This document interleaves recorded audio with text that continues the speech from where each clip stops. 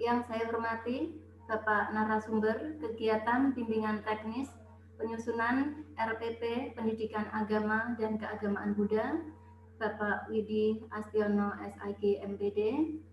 Yang saya hormati Bapak Ibu peserta kegiatan bimbingan teknis penyusunan RPP Pendidikan Agama dan Keagamaan Buddha. Sebelum kegiatan ini kita mulai, marilah kita sama-sama mengagungkan Guru Agung junjungan kita dengan asesanti Namo Sang Hyang Adi Budaya, Namo Buddhaya. Namo Buddhaya. Namo Buddhaya. Kita panjatkan pada Tuhan Yang Maha Esa, para Buddha, Bodhisattva, Mahasatwa, karena berkat limpahan pancaran ulas asih kasih sayangnya, kita semua masih diberkahi dengan kesehatan, kebahagiaan lahir dan batin, sehingga pada hari ini kita sama-sama dapat melaksanakan kegiatan bimbingan teknis penyusunan RPP Pendidikan Agama dan Keagamaan Buddha di lingkungan Kementerian Agama Kabupaten Kepulauan Meranti.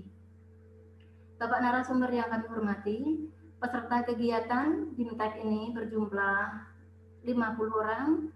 Sebagian besar sama dengan peserta BIMTEK online pembelajaran 4.0 kemarin, tetapi ada penambahan perubahan peserta yang mana pada hari ini diutamakan yang mengajar baik di sekolah umum maupun SMP karena lebih teknis. Demikian pula supaya gantian karena sebagian kemarin yang dari Selatakan juga belum ikut, jadi yang hari ini diikutkan. Jadi beberapa peserta yang kemarin ada ikut gantian dengan peserta yang lain supaya sama-sama mendapatkan ilmunya.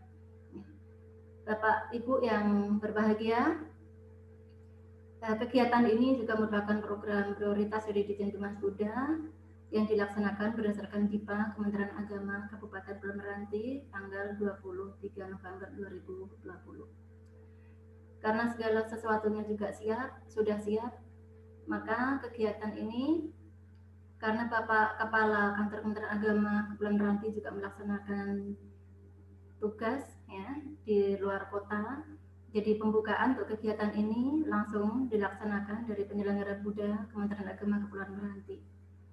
Karena segala sesuatunya sudah siap, maka marilah kita sama-sama merangkapkan kedua tangan kita dengan membacakan Namo tassa bhagavato arahato sama sambuddhassa. Namo tassa bhagavato arahato sama sambuddhassa. Namo tassa bhagavato arahato sama sambuddhassa. Kegiatan bimbingan teknis penyusunan RPP Pendidikan Agama dan Keagamaan Buddha dinyatakan dibuka secara resmi. Sebelum pemaparan materi dari Bapak narasumber, kami mohon kepada Bapak Sugianto Triwidodo untuk berkenan memimpin doa sebelum kegiatan ini dimulai bersama.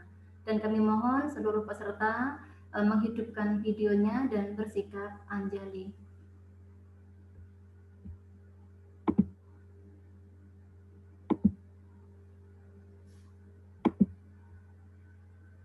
Bapak Sugianto Triwidodo sudah hadir apa belum ya?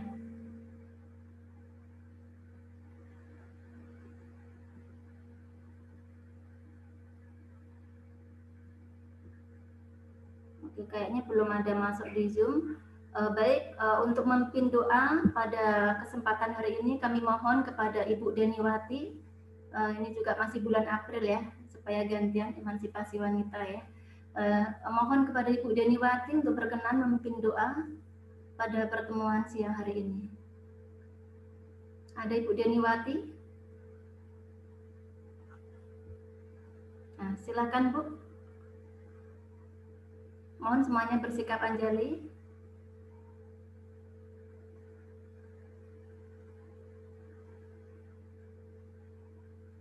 Silakan dihidupkan untuk suaranya, Bu.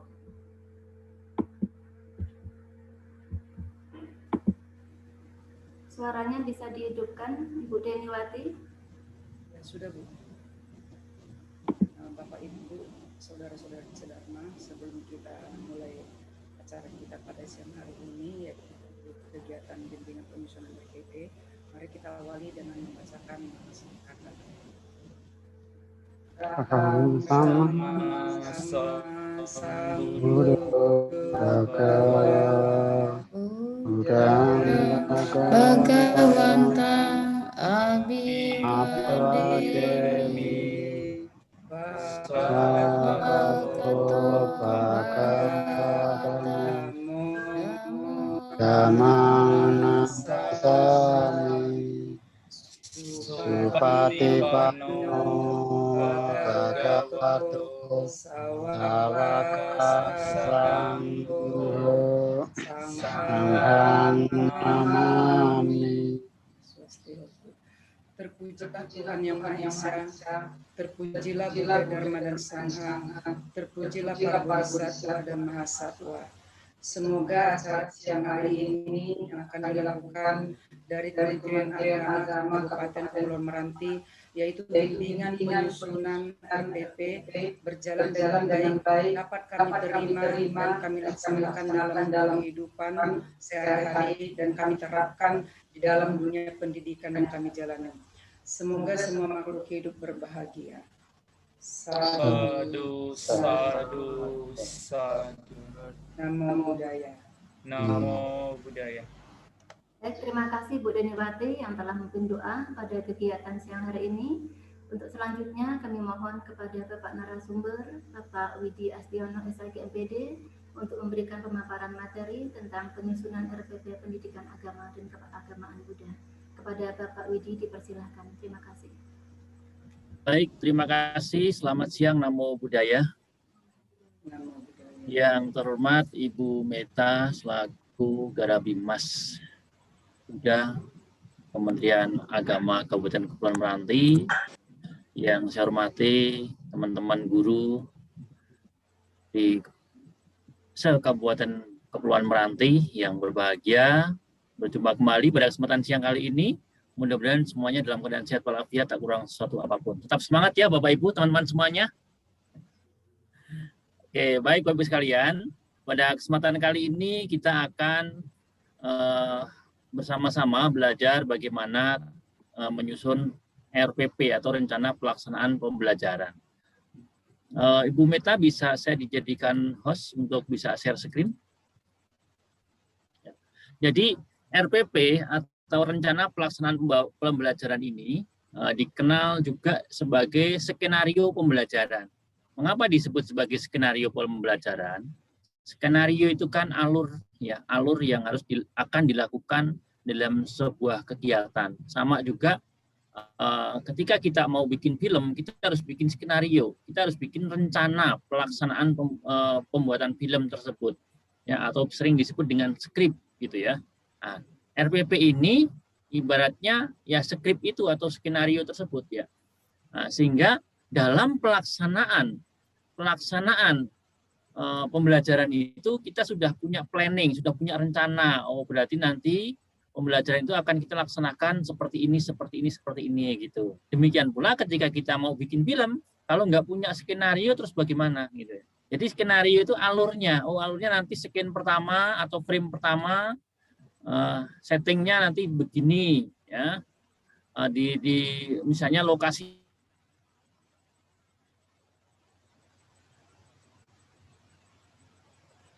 nanti mau di mas yang tampil siapa saja, itu kalau skenario film. Nah, kalau step by step, ya, langkah-langkah dalam kita akan melaksanakan pembelajaran. Baik Bapak Ibu sekalian, sebelum nanti kita praktek, ya, saya akan sedikit memberikan penyegaran terkait dengan apa dan bagaimana sih skenario pembelajaran atau rencana pelaksanaan pembelajaran ini. Nah, saya sangat yakin kalau teman-teman guru, terutama di sekolah formal itu sudah sering bikin, ya, sudah sering membuat gitu ya. Namun ada baiknya juga agar kita lebih segar lagi, ya, agar lebih segar lagi, ya. Nah, jadi Bapak Ibu sekalian, penyegaran, anggap saja ini penyegaran. Ibaratnya HP itu kan harus selalu dicas, ya, harus selalu dicas, harus selalu diisi dayanya. Demikian pula kita sebagai seorang manusia, apalagi sebagai seorang guru, itu harus selalu diisi terus dayanya. Kalau kemarin kita sama-sama udah belajar tentang peningkatan kompetensi terkait dengan pembelajaran abad 21 atau dalam menghadapi industri 4.0. Ya, industri 4.0 ini kan bisa dikatakan adalah digitalisasi dari hampir semua sektor, ya, digitalisasi termasuk dalam dunia pendidikan. Digitali pendidikan itu nanti ke depan akan sangat erat sekali, ya, akan apa namanya, menjadi menu keseharian kita terkait dengan digitalisasi ini. Nah, oleh karena itu semuanya harus direncanakan dengan baik, termasuk dalam pembelajaran. Tercapainya tujuan pembelajaran itu manakala kita sudah membuat rencana yang tepat, ya. Jadi ada rencana strategisnya. Oh, nanti pembelajaran ini nanti tujuannya untuk apa? Tujuannya mau bagaimana? Ketercapaiannya itu mau yang seperti apa? Nah, ini kita harus memiliki rencana yang baik, yang bagus, planning, ya, plan yang bagus, gitu ya. Baik, sekalian, ya, bahwa sebenarnya guru secara bebas dapat memilih mau membuat RPP itu formatnya mau seperti apa, ya.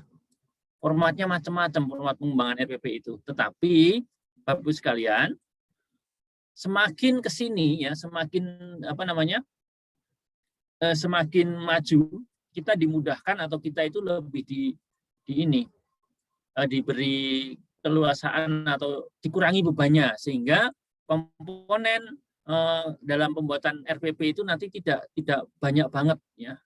Cukup 1 lembar saja nanti RPP itu, ya. Nanti akan kita lihat contohnya juga. Dan komponen inti dari RPP ini harus ada tujuan pembelajaran, kegiatan pembelajaran, dan asesmen atau penilaian. Ya. Penulisan RPP dilakukan dengan efisien dan efektif sehingga guru memiliki banyak waktu untuk mempersiapkan dan mengevaluasi proses pembelajaran itu sendiri. Ya. Jadi semuanya sudah terkonsep di sini. Tanpa ada RPP, ya kita akan, mohon maaf, akan menjadi seperti orang buta, ya, nggak tahu nanti di kelas mau menyampaikan apa, ya. Barangkali memang trik zaman dulu itu kita sudah hafal, ya, di luar kepala bahkan, ya. Tapi trik-trik zaman dulu itu belum tentu itu digunakan pada saat sekarang ini. Kita sekarang harus mengikuti prosedur, harus punya konsep, ya, harus punya perencanaan sebelum melakukan tindakan. Ya. Banyak sekali contohnya.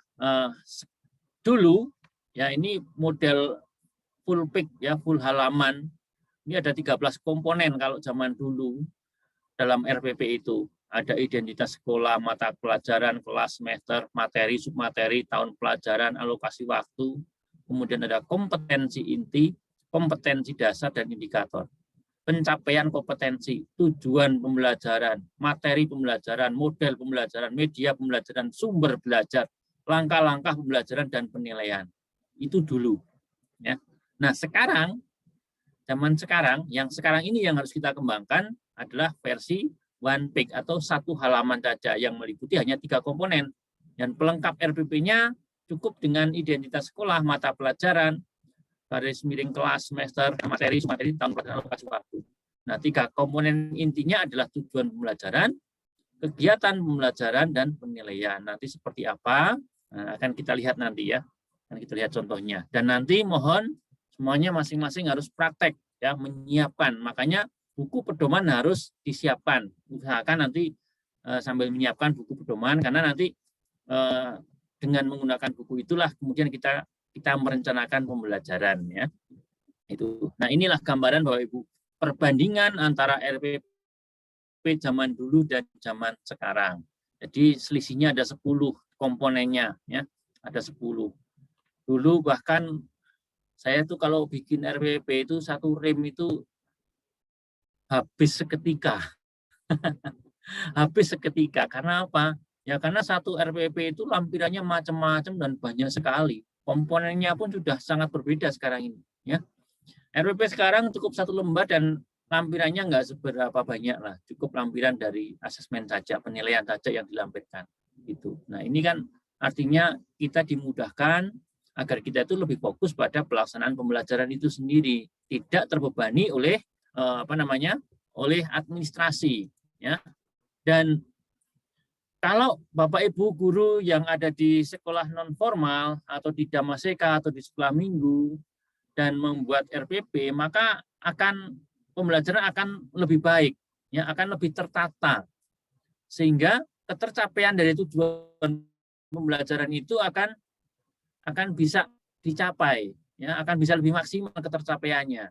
Nah, oleh karena itu saya sangat yakin Bapak Ibu guru semuanya sudah punya buku pedoman, ya. Kalau toh belum punya buku yang versi cetak, ya pasti punya yang versi PDF atau yang e-book. Nah, itu jadikan pedoman saja, ya.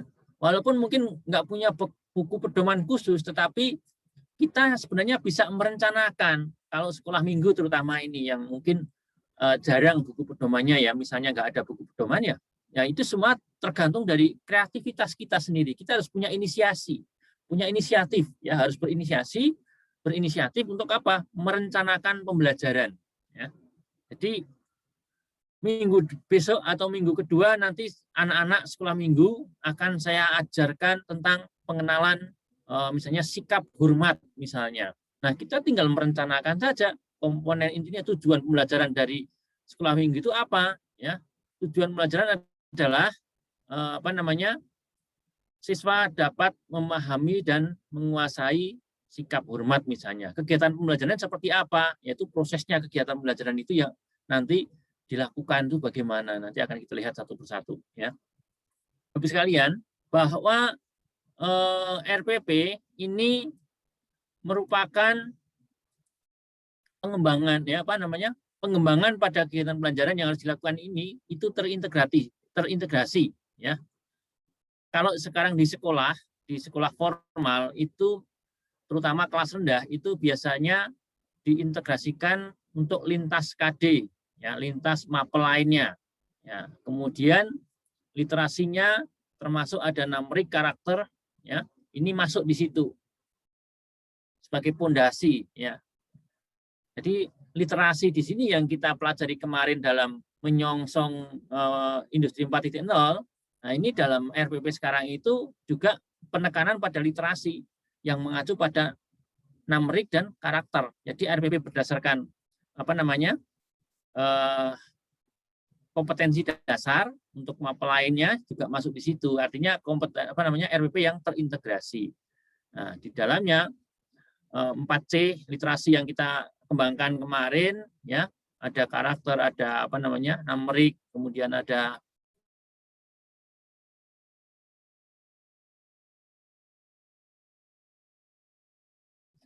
digital, literasi digital. Kemudian bersifat ini yang dikembangkan lagi adalah HOT, ya, High Ordinary Thinking Skill. Ya, jadi berpikir kritisnya itu harus dimunculkan di sana, ya, arahnya harus ke sana, gitu. Mengenali potensi kecerdasan yang majemuk dari siswa itu kita harus direncanakan melalui RPP ini dalam pengembangannya, gitu, ya. Kemudian Bapak sekalian, bahwa dalam mengenali potensi siswa ini, bentar Bapak Ibu, karena saya sekarang jadi host, kalau ada yang mau masuk, ya harus di-admit. Kasihan nanti kalau nggak di-admit, ketinggalan nanti. Betul. Ya, saya admit dulu ya Bapak Ibu, ya. Ada beberapa yang harus di-admit. Ada pemberitahuan di sini. Oke, 1, 2, 3, 4, 5, 6. Oke, sudah semua. Oke. Mohon maaf kalau terlambat, asik ngomongnya gitu, ya. Jadi potensi kecerdasan majemuk dari siswa ini, ya, ada logika matematika, bagaimana kemudian memahami proporsi dan hipotesis serta permasalahan matematika. Kemudian ada linguistik, ya, berpikir dalam kata-kata dan menggunakan bahasa. Ada spasial, berpikir dalam 3 dimensi, ya. Musik, membedakan nada, ritme, timbre, ya. Kinestetik itu memanipulasi objek itu seperti apa. Kemudian natural, memahami manusia, alam, hewan, dan tumbuh-tumbuhan. Kemudian interpersonal, memahami dan berinteraksi secara efektif dengan orang lain. Kalau intrapersonal adalah memahami diri sendiri, sedangkan eksistensial, kepekaan untuk mempersoalkan arti hidup, kematian, dan proses semesta. Nah, Bapak sekalian, jadi memang dalam membuat RPP itu kita tidak hanya sekedar membuat atau merencanakan sebuah pembelajaran, tetapi kita harus mencikapi atau harus berpikir terkait dengan tujuan pembelajaran yang kita lakukan, ya, agar rencana yang matang itu bisa mencapai tujuan dengan tepat, gitu lah, istilahnya seperti itu. Kemudian Bapak-Ibu sekalian, rencana pelaksanaan pembelajaran ini gambarannya, ya, gambarannya tujuan pembelajarannya seperti apa. Nah, misalnya setelah melaksanakan kegiatan melalui model project based learning, siswa mampu menjelaskan sebaran limbah sampah domestik dan mengidentifikasi faktor penyebab terjadinya dan dampak pencemaran limbah sampah domestik terhadap kondisi sosial ekonomi di daerah. Perkampungan padat penduduk, membuat peta sebaran lokasi pusat pencemaran limbah sampah domestik, perkampungan pada penduduk, penyampaian ide atau gagasan untuk mengatasi masalah pencemaran sampah di kawasan padat penduduk dalam bentuk poster, memiliki sikap toleransi, kerjasama, santun, dan peduli. Nah, ini Bapak-Ibu sekalian. Jadi tujuan pembelajaran ini berisikan model pembelajaran dan indikator pencapaian kompetensinya. Ya, bahwa di sini untuk indikator kompetensinya menjelaskan, mengidentifikasi, membuat peta dan poster, menyampaikan ide dan gagasan, dan memiliki sikap. Ya, sikapnya apa? Ya, toleransi, kerjasama. Nah, ini bagian dari karakter tadi. Ya, dari integrasi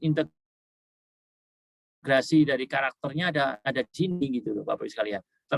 Terrangkum dalam tujuan pembelajaran. Jadi kalau pendidikan agama Buddha nanti bagaimana? Nanti ada contoh khusus ya untuk pendidikan agama Buddha. Ini saya bicara secara umum dulu. Kemudian dalam kegiatan pembelajaran, nah ini seperti ini Bapak-Ibu sekalian. Jadi ada kegiatan pendahuluan, ada kegiatan inti, ya. Kalau pertemuannya itu sampai 3 kali, berarti ada pertemuan 1, ada pertemuan 2, pertemuan 3, dan seterusnya. Jadi dalam satu RPP itu boleh untuk digunakan beberapa kali pertemuan. Pak, kalau saya mau bikin yang cukup 1 kali pertemuan saja gimana? Oke, silahkan, nggak masalah. Ya, semua tergantung dari kreativitas kita sebagai guru, tergantung dari kita. Karena guru itu punya otoritas, ya, guru punya otoritas untuk untuk membuat atau untuk merencanakan pembelajarannya. Kegiatan pendahuluan, misalnya waktunya kan kalau kelas kecil misalnya 30 menit, ya. Kalau sekolah minggu silahkan 1 kali pertemuan mau berapa? Ya, biasanya itu 2 jam pelajaran, ya biasanya. Kalau 2 jam pelajaran berarti kalau 1 jam pelajarannya itu 30 menit berarti 1 jam, ya, realnya 1 jam begitu ya. Silakan direncanakan. Ya, kegiatan awal mungkin kurang lebih 10 menit, ya, mengucapkan salam, berdoa, kemudian mengecek kehadiran siswa, cek kebersihan, lanjutnya persepsi, ya. Kalau karena tadi materinya tentang sampah, ya memberikan info tentang bahaya sampah. Nah, kalau kita ke agama Buddha, materinya tentang kelahiran Pangeran Siddhartha, ya menyampaikan info tentang kelahiran Pangeran Siddhartha. Istilahnya ini kita memberikan persepsi, mungkin bisa memutar video tentang kelahiran Pangeran Siddhartha, gitu kan. Kemudian dari setelah menayangkan video itu kemudian memberikan stimulus, ya, dampak dari informasi terkait dengan kelahiran Pangeran Siddhartha itu seperti apa, bagaimana, dan seterusnya. Nah, intinya video yang kita putar, misalnya mau diputarkan, ya harus yang sesuai dengan materi kita. Nah, jadi menyampaikan tujuan pembelajarannya juga, cakupan materinya apa saja, ya, dan langkah pembelajaran dan teknik penilaiannya nanti mau seperti apa, itu yang harus disampaikan saat kegiatan pendahuluan. Nah, kegiatan inti, ya misalnya pertemuan 1 ya terkait dengan tema, Bapak Ibu sekalian, ya. Tema dengan tayangan masalah, kalau ini kita bicara tentang sampah, masalah sampah domestik secara berkelompok dan menentukan tema proyek. Ya, jadi nanti mau bikin apa? Jadi kalau ada kelompok-kelompok seperti itu. Pak, kalau muridnya cuma 1 gimana, Pak? Nah, ini sering banget pertanyaan muncul karena memang kita rata-rata guru agama Buddha itu banyak yang siswanya 1 kelas paling 1 anak. Ya, kita menyesuaikan saja lah, karena hanya 1 anak, ya kita cukup sesuaikan dengan kondisi tersebut.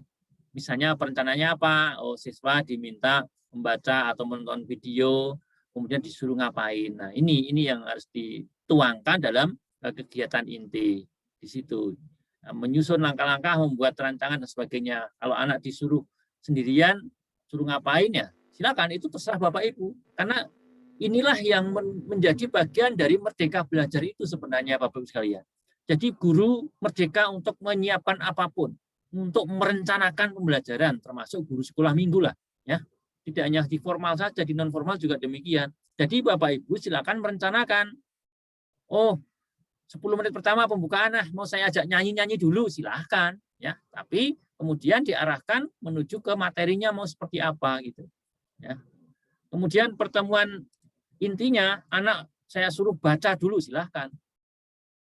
Semuanya nanti akan dituangkan dalam kegiatan pembelajaran ini, karena ini merupakan rencana. Kalau pada akhirnya ada yang agak melenceng dari rencana ini, ya itu manusiawi dan nggak masalah. Yang penting ketika kita sudah punya pedoman, ya ini yang jadikan pedoman itu, ya, agar apa? Agar tidak melenceng terlalu jauh, gitu kan.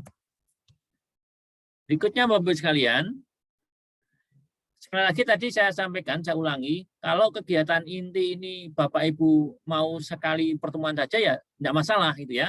Tapi kalau untuk materinya itu misalnya untuk bisa selesai 3 kali pertemuan, ya bikin masing-masing, setiap pertemuannya mau dibikin RPP sendiri juga silakan gitu ya. Nah, kemudian kegiatan penutupnya, ya kegiatan penutup itu membuat simpulan, refleksi, memberikan umpan balik, ya tanya jawab misalnya. Kemudian ada penugasan, ya terkait dengan materi yang disampaikan. Itu kalau kita bicara tentang tadi sampah, ya terkait dengan permasalahan sampah domestik, pesan-pesan moral untuk peduli manusia dan lingkungan itu seperti apa. Kemudian menyampaikan informasi tentang kegiatan pembelajaran yang akan datang. Nah, diakhiri dengan doa. Nah, penilaiannya, teknik penilaiannya, di sini ada sikap spiritual dan sosial, pengetahuan, ya, kemudian ada keterampilan, berikan laporan proyek dan sebagainya. Kemudian ada pembelajaran remedial dan lain sebagainya, ada pengayaan, ya, misalnya kalau pengayaan itu ya ada penambahan informasi dan sebagainya, gitu ya. Nah, ini Bapak sekalian, ini saya tunjukkan contoh RPP 1 lembar yang untuk pendidikan agama Buddha SD kelas 1 semester ganjil, ya. Tujuan pembelajaran menerima, memahami, memiliki perilaku santun serta menyajikan cara-cara menghormat, salam dan simbol-simbol agama Buddha. Nah, ini lebih simpel Bapak sekalian. Langkah-langkah kegiatannya mengamati gambar, menghormat cara umum dan cara agama Buddha. Kemudian menirukan gambar tentang cara menghormat secara umum, menirukan gambar tentang cara anjali, menjelaskan pengertian anjali, ya, bermain peran antar teman, cara menghormat dengan beranjali, kemudian mewarnai gambar anak sedang beranjali dan melakukan refleksi. Ini langkah kegiatan lebih simpel, ya, lebih simpel terkait dengan RPP Merdeka Belajar ini, ya, RPP 1 lembar ini. Nah, ini yang nanti akan kita buat bareng-bareng Bapak Ibu sekalian. Jadi masing-masing harus praktek. Nanti kalau bisa yang jadi bulan jadi nanti ada presentasi, karena ini namanya BIMTEK kan, bimbingan teknis, ya. Kemarin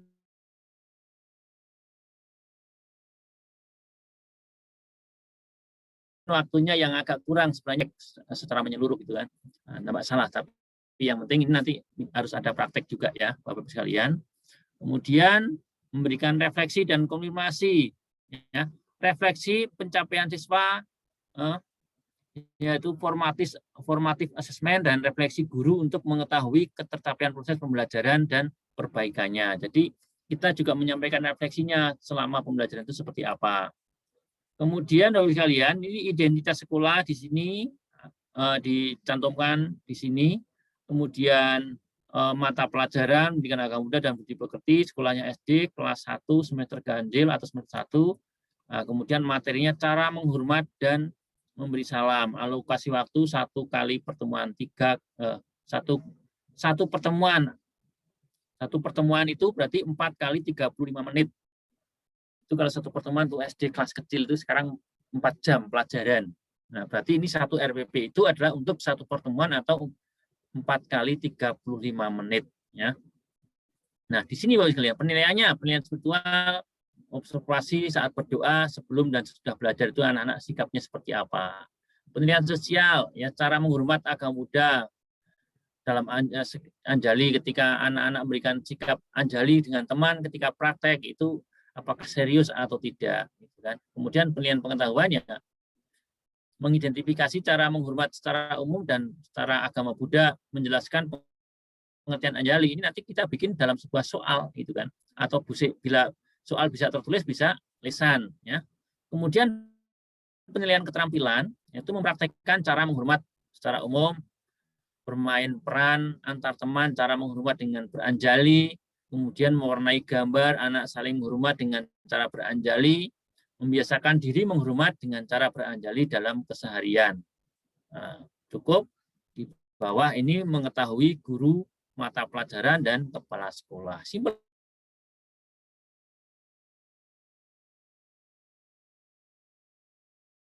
banget kan, satu lembar.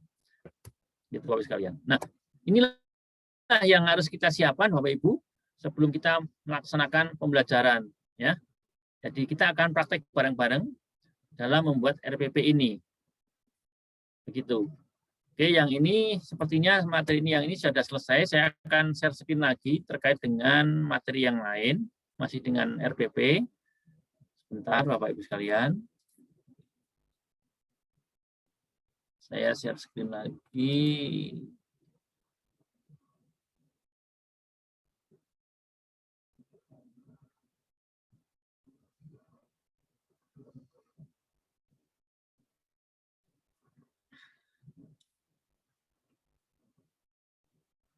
Ya, nunggu sebentar. Oke. Nah, jadi ini Bapak Ibu sekalian, kenapa RPP itu disederhanakan menjadi satu lembar? Ya, ini akan saya pertegas lagi. Oh, dulu RPP itu kok berlembar-lembar, sekarang kok hanya satu lembar. Nah, itu artinya bahwa kita RPP itu sekarang disederhanakan agar tidak terjadi pertanyaan-pertanyaan yang muncul. Ini ada semacam buku saku RPP. Ya, semua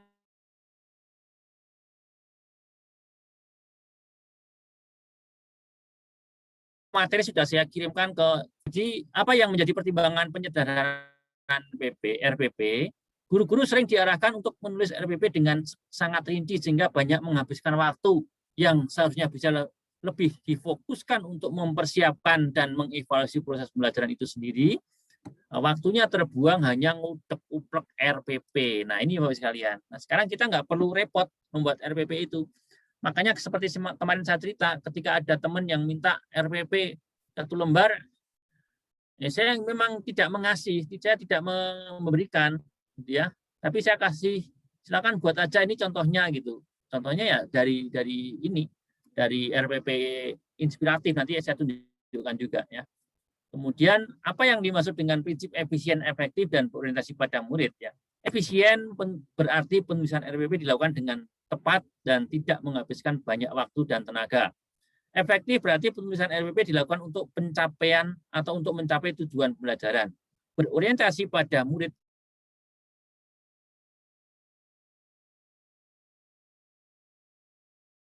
berarti penulisan RPP dilakukan dengan mempertimbangkan kelas, ya, walaupun itu hanya satu anak.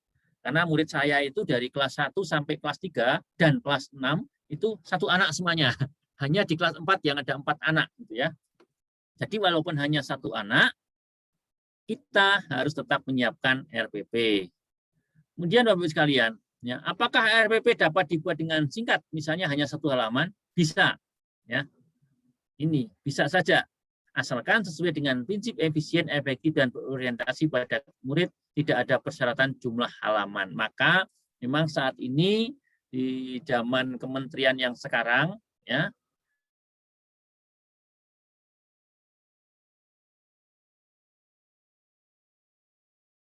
nah, sekarang Kemendikbud itu bergabung jadi satu ya, Kemendikbud Ristek, masih Pak Nadiem ya, Mas Nadiem, yang yang meresmikan adalah Bapak Nadiem Makarim. Ya, jadi kita cukup membuat RPP satu lembar saja, gitu ya, satu lembar. Kemudian apakah ada standar baku untuk format penulisan RPP? Tidak ada. Nah, jadi sebenarnya standar baku penulisan RPP itu tidak ada, Bapak Ibu sekalian. Guru bebas membuat, memilih, mengembangkan, dan menggunakan RPP sesuai dengan prinsip efisien, efektif, dan berorientasi pada murid. Jadi kalau ada yang tanya, ini loh, standarnya itu harus seperti ini, wajibnya, ini yang begini, ini yang benar, itu salah. Ya, karena tidak ada peraturan atau standar yang baku untuk format RPP itu sendiri. Semua dikembalikan pada guru. Ini yang kemudian kita, sekali lagi saya tegaskan, disebut sebagai merdeka belajar. Guru diberi kebebasan, diberi kemerdekaan untuk memilih sendiri bagaimana merencanakan pembelajaran. Ya, asalkan sekali lagi tetap sesuai dengan prinsip efisien, efektif, dan berorientasi pada murid. Ya. Efektif seperti apa dan sebagainya tadi sudah disinggung di awal, ya, bahwa efektif efisien itu ya ini penulisan RPP-nya dilakukan dengan tepat, tidak menghabiskan banyak waktu dan tenaga. Efektif dilakukan mencapai tujuan pembelajaran. Orientasi pada murid berdasarkan mempertimbangkan kesiapan, ketertarikan, dan kebutuhan belajar murid di kelas. Sehingga Bapak Ibu sekalian, kalau Bapak Ibu minta RPP dari saya, kemudian diterapkan di daerah Bapak Ibu, itu sebenarnya tidak cocok. Inilah mengapa kemudian disebut KTSP, ya, kurikulum tingkat satuan pendidikan. Itu adalah masing-masing satuan pendidikan itu punya kemerdekaan sendiri menentukan kebijakan dalam melaksanakan pembelajaran. Karena yang tahu karakter dari siswa, karakter dari anak didik, peserta didik itu kan Bapak Ibu guru sendiri, ya, bukan saya gitu. Jadi kalau Bapak Ibu kemudian mengcopy RPP dari saya kemudian tidak disesuaikan dengan daerah Bapak Ibu, ya itu jelas salah, menyalahi aturan, ibaratnya seperti itu. Ya, artinya tujuan orientasi pada siswa di sini itu tidak tercapai. Ya, karena apa? Kita harus mempertimbangkan ini kesiapan, ketertarikan, dan kebutuhan belajar murid di kelas. Ini berbeda-beda masing daerah. Ya, mungkin kalau di daerah perkotaan internet sangat lancar dan semuanya serba digital. Tapi kalau di daerah pinggiran, di daerah pedalaman, apa ya sama seperti itu. Maka ini yang harus jadi pertimbangan Bapak Ibu. Kesiapannya bagaimana, ketertarikan siswa itu kan berbeda antara di kota dengan di desa. Antara di perkotaan dengan di daerah itu sangat-sangat berbeda. Maka ini yang harus kita pertimbangkan dalam menyusun RPP itu. Mengapa? Berorientasi pada murid, gitu kan. Kita lanjutkan Bapak Ibu sekalian. Nah, kalau tadi tidak ada standar yang baku, lantas bagaimana dengan format RPP yang sudah dibuat guru? Ya, guru dapat menggunakan format RPP yang telah dibuat. Guru dapat pula memodifikasi format RPP yang sudah dibuat sesuai dengan prinsip efisien, efektif, dan berorientasi pada murid. Nah, ini yang diulang-ulang adalah prinsip efisien, efektif, dan berorientasi kepada murid. Ya. Komponen yang harus ada di dalam RPP itu sendiri tadi sudah disinggung di awal, ada 3 komponen inti, ya, tujuan pembelajaran, langkah-langkah pembelajaran, dan penilaian pembelajaran. Kelompok atau komponen-komponen lain yang sebagai pelengkap adalah tujuan pembelajaran, ditulis dengan merujuk kepada kurikulum dan kebutuhan belajar murid. Kegiatan belajar dan asesmen dalam RPP ditulis secara efisien juga. Nah, inilah Bapak Ibu sekalian yang harus kita pahami, bahwa sekali lagi semua dikembalikan kepada guru itu sendiri dalam menyusun rencana pelaksanaan pembelajaran. Wong ibaratnya kita itu arep duwe gawe, kita mau punya gawe, yang merencanakan kan segala sesuatunya kita sendiri, bukan orang lain yang merencanakan. Kita yang punya tujuannya, kita sendiri yang merencanakan. Kita yang punya rencana, kita sendiri yang harus mencapai tujuan tersebut, gitu. Nah, inilah fungsi dari RPP itu sendiri, sehingga tujuan pembelajaran akan benar-benar tercapai.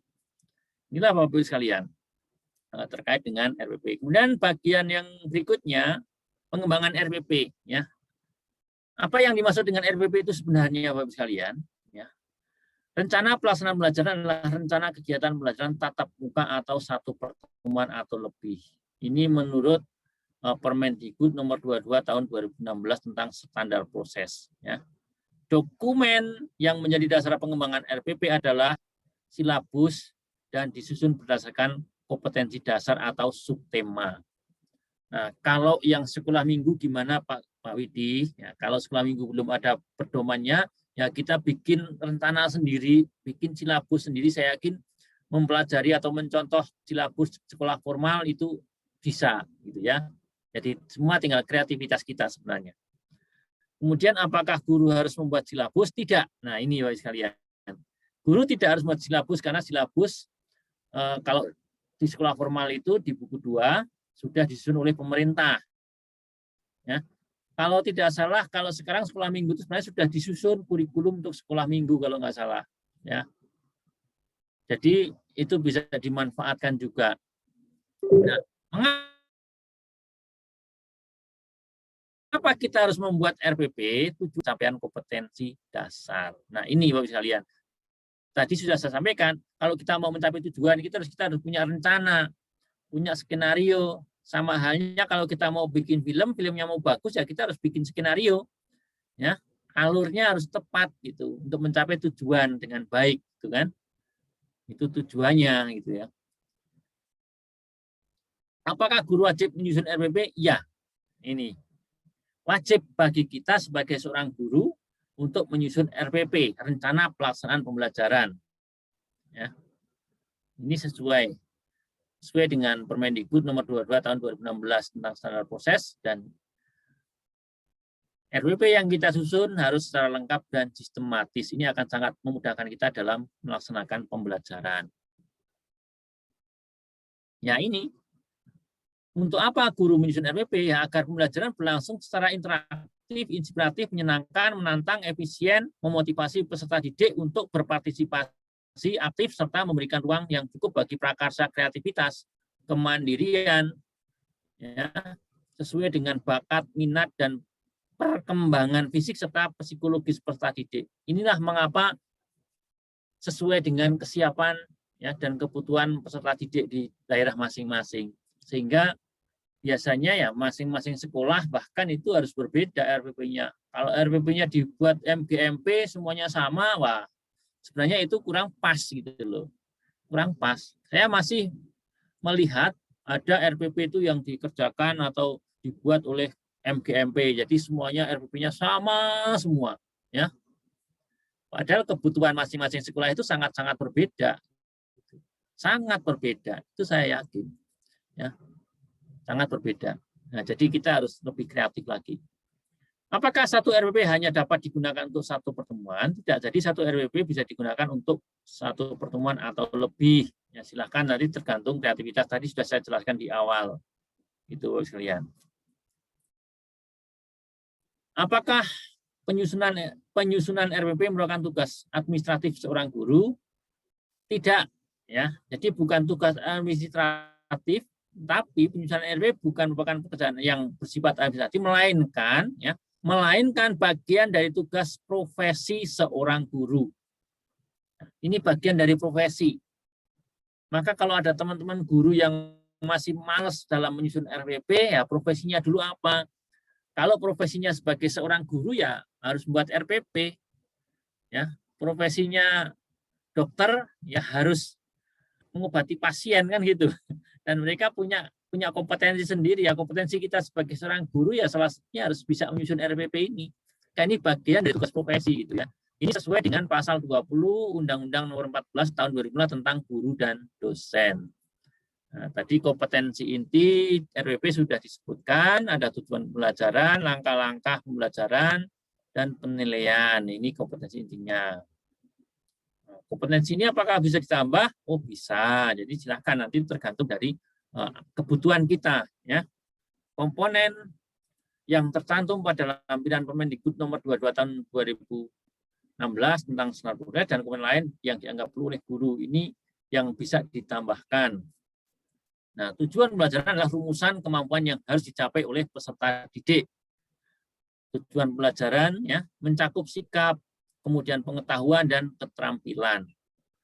Nah, apa saja yang komponen yang bisa ditambahkan?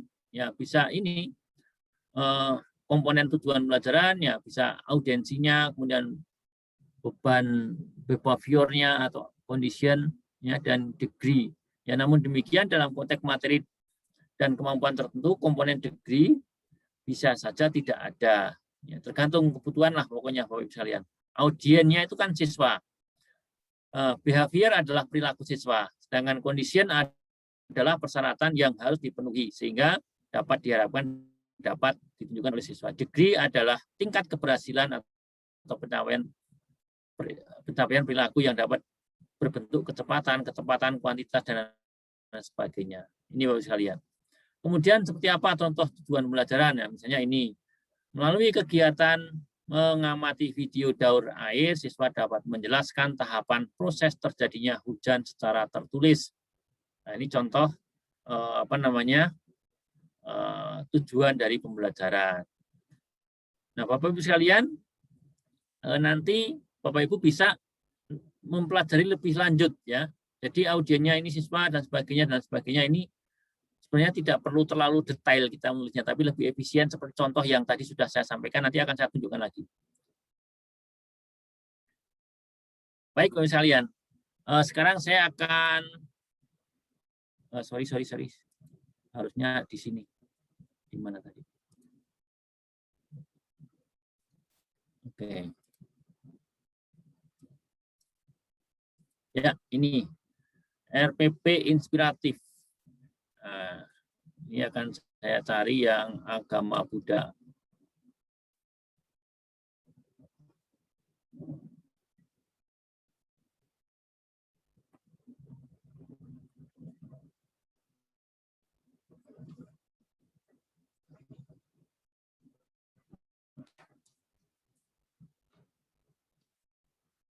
Ya. Ini yang Buddha yang kelas 1 SD tadi sudah kita lihat bersama-sama ya. Jadi rencana pelaksanaan pembelajaran untuk yang 1 lembar yang agama Buddha, contohnya ini ada bermacam-macam contoh dari berbagai mata pelajaran. Saya sudah share juga ke Bu Meta, nanti bisa di-share ke teman-teman kalau untuk dipelajari. Ya, jadi seperti ini contohnya. Nah, setelah ini kita akan praktek dan Bapak Ibu nanti diupayakan ada yang bisa presentasi ya, minimal 3 atau 5 orang lah presentasi gitu ya, perwakilan dari sekolah formal dan non formal. Nah, maka Bapak Ibu harus menyiapkan buku atau apa sajalah yang penting materi yang untuk kemudian dikembangkan menjadi RPP ya, dibuat RPP. Saya cek lagi Buddha. Ini yang kelas 1, saya cek lagi. Masih kelas 1. Ini kelas 1 semua.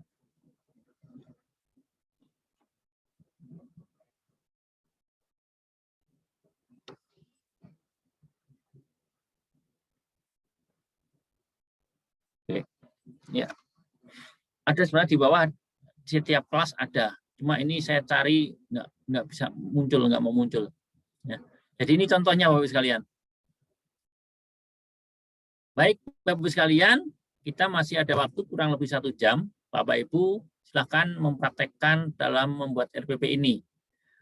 Sebelum kita praktek, barangkali ada yang mau bertanya. Saya stop share dulu, nanti saya share lagi untuk sebagai contoh ini.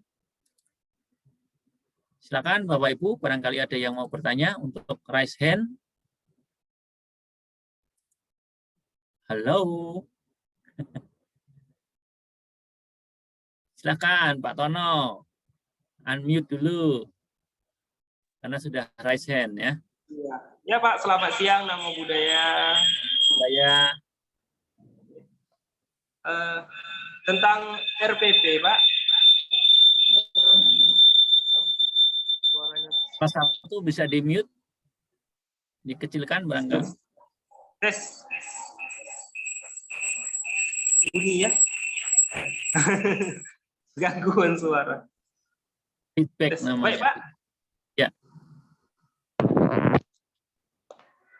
Tentang penyusunan RPP seperti yang Bapak contohkan tadi, begitu juga sumber yang saya gunakan Pak. Nah, jadi saya juga sudah punya RPP dari tahun kemarin yang sudah jadi. Jadi langsung saja ya Pak, boleh tolong dicek. Nah, saya langsung tunjukkan RPP yang ada pada saya. Oke, sebentar saya setting dulu biar apa namanya bisa share screen. Setting. Saya di laptop, Pak. Bentar. Oke. Ini aja.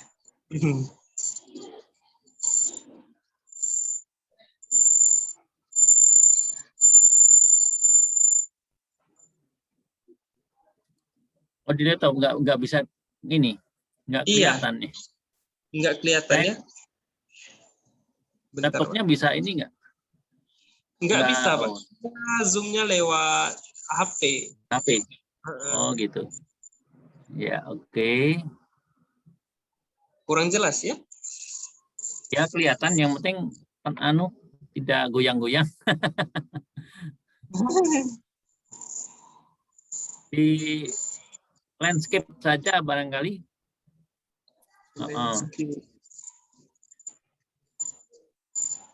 Itunya apanya? HP-nya di landscape. HP-nya? Ya, HP-nya yang di landscape. Udah landscape. Udah ya. Ya. Coba diturunkan lagi, dinaikkan itunya. Pembelajaran, ya, kegiatan pembelajaran. Jelas, Pak ya? Jelas kelihatan. Dari tujuan pembelajaran, peserta Mampu didik menunjukkan perilaku bertanggung jawab serta menjalankan kewajiban anak terhadap orang tua dan guru. Dengan langkah kegiatan seperti berikut.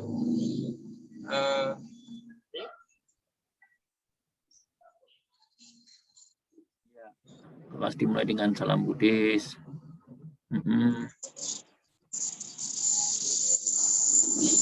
Ya, udah keren ini langkah kegiatan di awal, pendahuluan. Lanjutnya yang inti. Cuma sebentar. Di awal tadi coba. Di awal. Stop.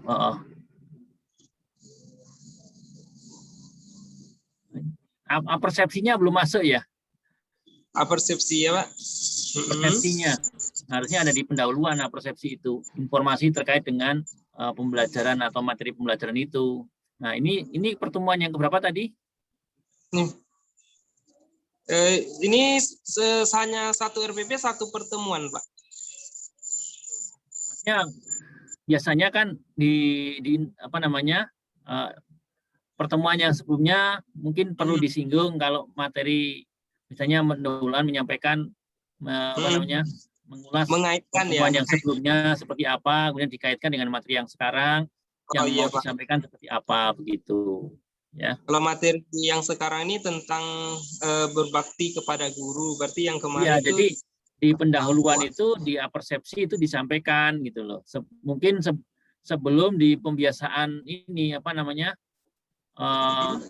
pembiasaan membaca ini yang dibaca itu tentang apa ini perlu disebutkan. Perlu disebutkan. Pembiasaan membaca siswa membaca materi tentang itu misalnya kan. Namun sebelumnya harus didahului dengan persepsi begitu. Oke, baik Pak. Nanti saya perbaiki. Lanjut Pak ya? Ya, lanjut.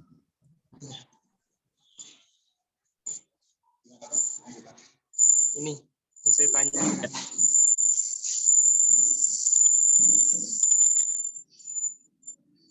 Di inti sih sebenarnya sudah bagus itu ya, sudah sesuai gitu. Sudah. Nah, kerjasama dengan orang tua,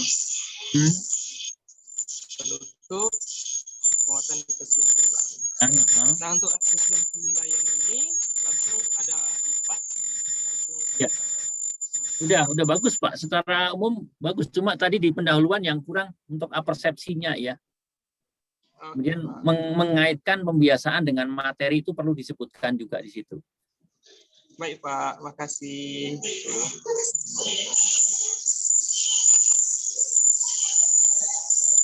Pak Tono udah keren kok. Jadi sudah sesuai dengan apa namanya ini RPP yang tadi sudah saya sampaikan tadi contoh RPP yang sudah saya sajikan. Baik, barangkali untuk yang lain ada yang mau menyampaikan, silakan. Atau mau tanya atau gimana sebelum nanti kita praktek ya. Jadi nanti Pak Tono juga tetap praktek dan menyesuaikan lebih atau memperbaiki yang tadi mungkin belum pas gitu ya. Silakan yang lain, barangkali ada yang tanya, silakan Pak Triwidodo. Ada yang mau disampaikan? Kok mute? Ya nggak ada suara.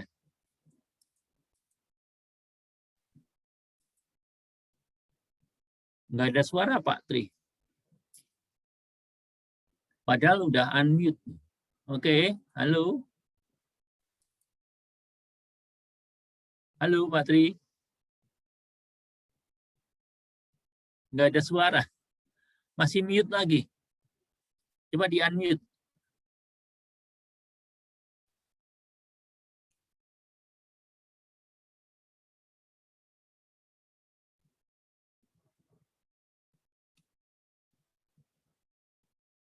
Halo.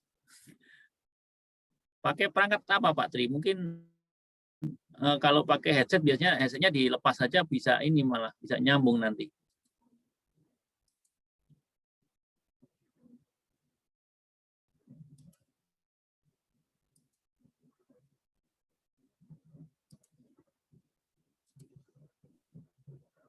Nggak kedengeran. Oke, yang lain dulu barangkali silakan. Oke, kalau tidak ada, baik Bapak Ibu sekalian. Halo, nama Halo. saya Pak Wiji. Oh, Pak Suryadi, silakan Pak Sur. Jadi kami mau menunjukkan saja mungkin ini format hampir sama dengan punya Pak Tono tadi, Pak. Ya. Ini gimana mindahkan ininya? Sebentar ya Pak Share ya. screen aja, tinggal share saja kan bisa. Ini sudah saya setting untuk semua partisipan bisa share screen. Tak bisa Pak, ini dari HP, laptop saya tak Oh. memenuhi Pak. Oh gitu. Iya. Ini video. Ini. Oh gitu. Filenya dikirim ke kami, Iya. Pak. Kami tetanggaan Pak. Ya, oke. Ini Pak. One by Apa ya? one, pelan-pelan. Tujuan pembelajaran oke, langkah-langkah kegiatan. Refleksi langsung. Oh, ini langsung dilangkah Pak ya, nggak ada pendahuluan dan sebagainya ya. Belum ada Pak. Belum ada. Jadi nanti lebih disesuaikan lagi. Setelah ini bisa di ini. Tapi itu nanti di save as saja, kemudian nanti dirombak sesuai dengan permen yang baru ini ya. Oke Pak, oke. Ya untuk penilaian. Kalau penilaian sih sudah benar, refleksi sudah benar. Cuma alur yang di atas tadi harusnya ada pendahuluan, kegiatan inti, itu kan. Seperti itu. Jadi ada. Ya. Jadi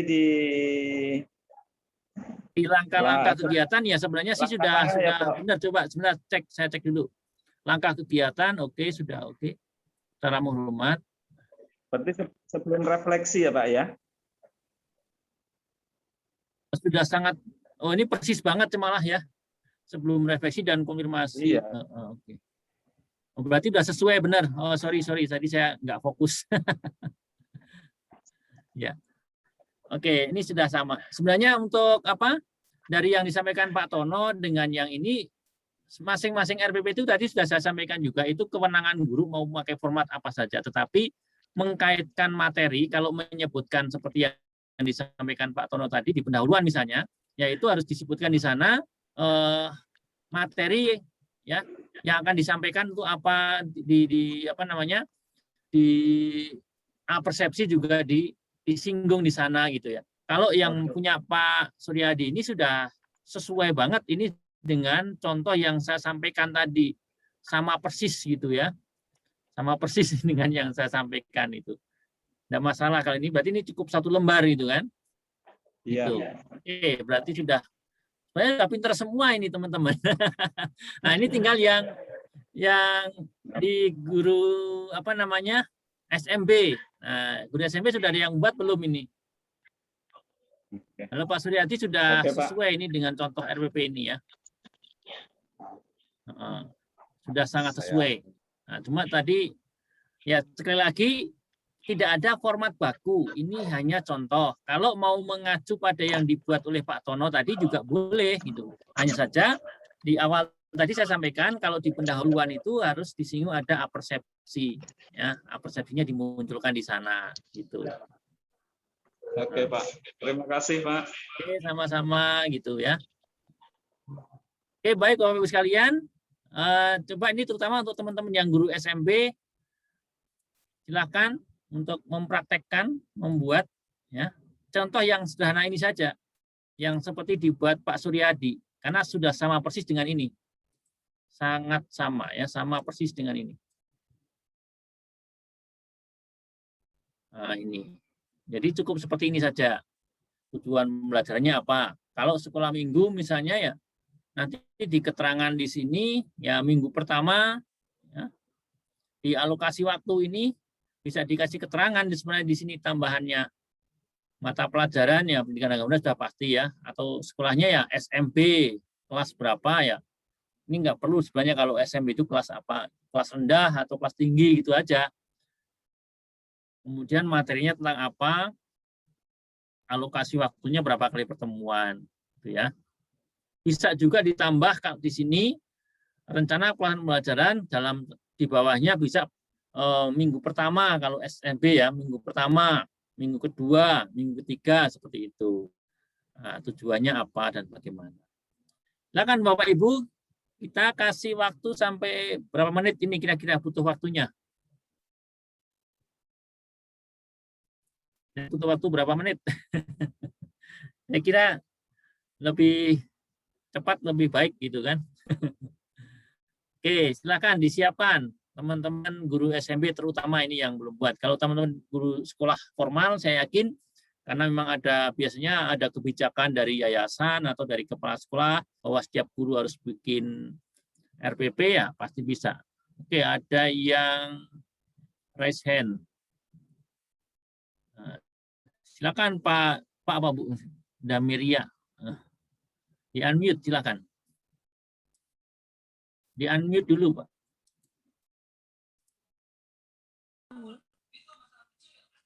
Bu, oke Bu ya, sorry. Kemarin udah ketemu lupa lagi. Silakan Bu. Ya, terima kasih Pak. Ini saya dari guru SD.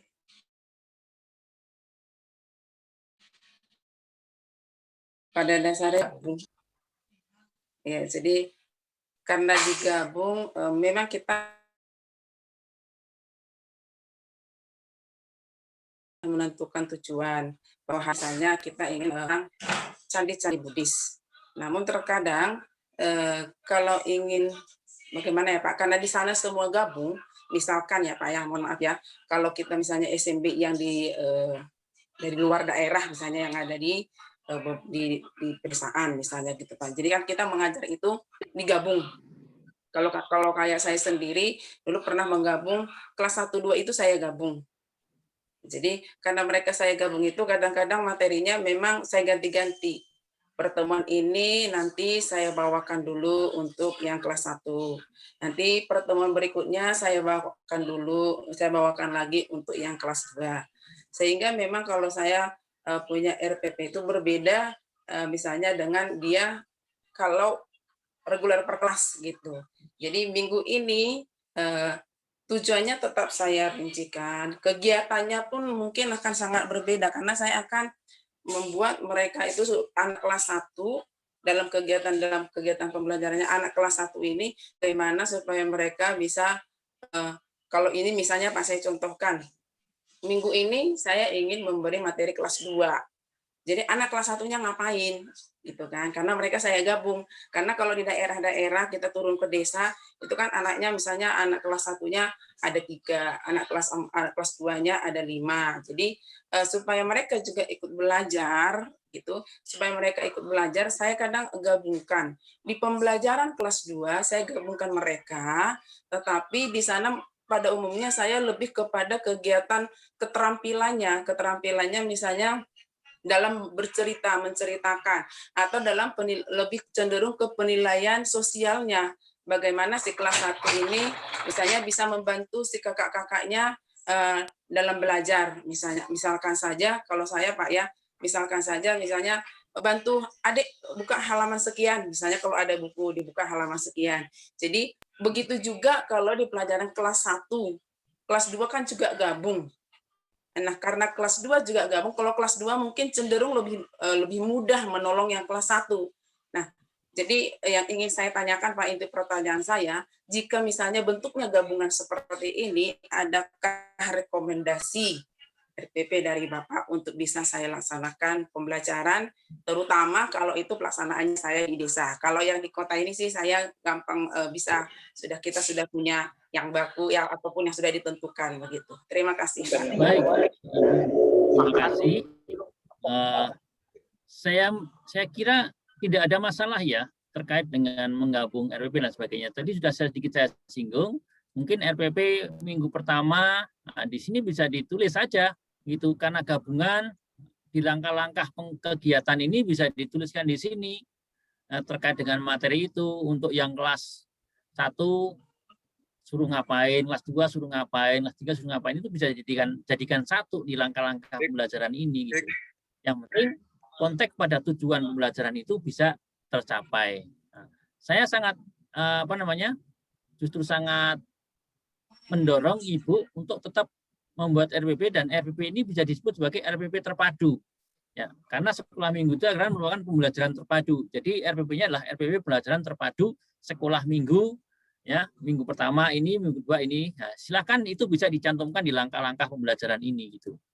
Itu saya kira nggak masalah gitu ya. Dan apa yang sudah Ibu lakukan itu sudah, menurut saya sudah tepat gitu ya. Sudah tepat. Yang kelas 1 suruh ngapain, kelas 2 suruh ngapain. Tapi saya yakin bahwa kita punya tema, punya materi dalam setiap pembelajaran itu, dalam setiap pertemuan lah istilahnya seperti itu. Jadi tinggal nanti memasukkan di langkah-langkah kegiatan. Dimunculkan di sini, itu. Dimunculkan di sini karena ini kan RPP pembelajaran terpadu untuk sekolah minggu. Karena berbeda kalau untuk sekolah formal kan kelasnya kan sudah dimunculkan di sini, kelas 1 semester ganjil itu. Jadi kalau di sekolah minggu nggak perlu dimunculkan kelas di sini, nggak perlu. Cukup sekolah minggu, ya, pertemuan pertama atau pertemuan keberapa, seperti minggu pertama atau minggu kedua bisa diganti seperti itu. Jadi ini sekali lagi semua kembali ke kreativitas kita sebagai seorang guru, baik guru formal maupun non formal. Ya, saya dulu ketika masih ngajar sekolah minggu juga memberikan pembelajaran secara terpadu. Karena kalau berikan satu, waduh, kita puyeng Bu, karena kan ada yang 1 anak, 2 anak, 3 anak. Nah, ini intinya nanti di kolaboratif. Ya, pembelajaran terpadu itu adalah pembelajaran kolaboratif, saling melengkapi satu dengan yang lain. Kelas besar, kelas kecil semuanya berpadu, ya, menyatu di sana, sehingga ada pembelajaran terpadu dan kolaboratif, kolaborasi dengan satu dengan yang lainnya, sehingga tidak terjadi kesenjangan. Karena kalau kita gurunya hanya satu, dengan murid-muridnya kita itu bervariasi dan kita ya repot, nanti terjadi kesenjangan. Nah, sehingga dengan membuat RPP terpadu ini, pembelajarannya pun terpadu dan pembelajarannya adalah kolaboratif. Jadi saling melengkapi. Misalnya di situ kita menggunakan, kalau kemarin saya mencontohkan metodenya adalah role playing atau bermain peran misalnya, di sini bisa saling melengkapi, yang kakak-kakak yang kelas besar berperan jadi kakaknya, yang kecil-kecil jadi adiknya misalnya. Yang seperti sifatnya saling melengkapi. Jadi kalau saya rekomendasinya ya itu tadi, dimunculkan di langkah-langkah kegiatan ini. Kegiatan dalam sekolah minggu yang Ibu lakukan itu mau bagaimana, ya direncanakan di sini, di langkah-langkah kegiatan ini.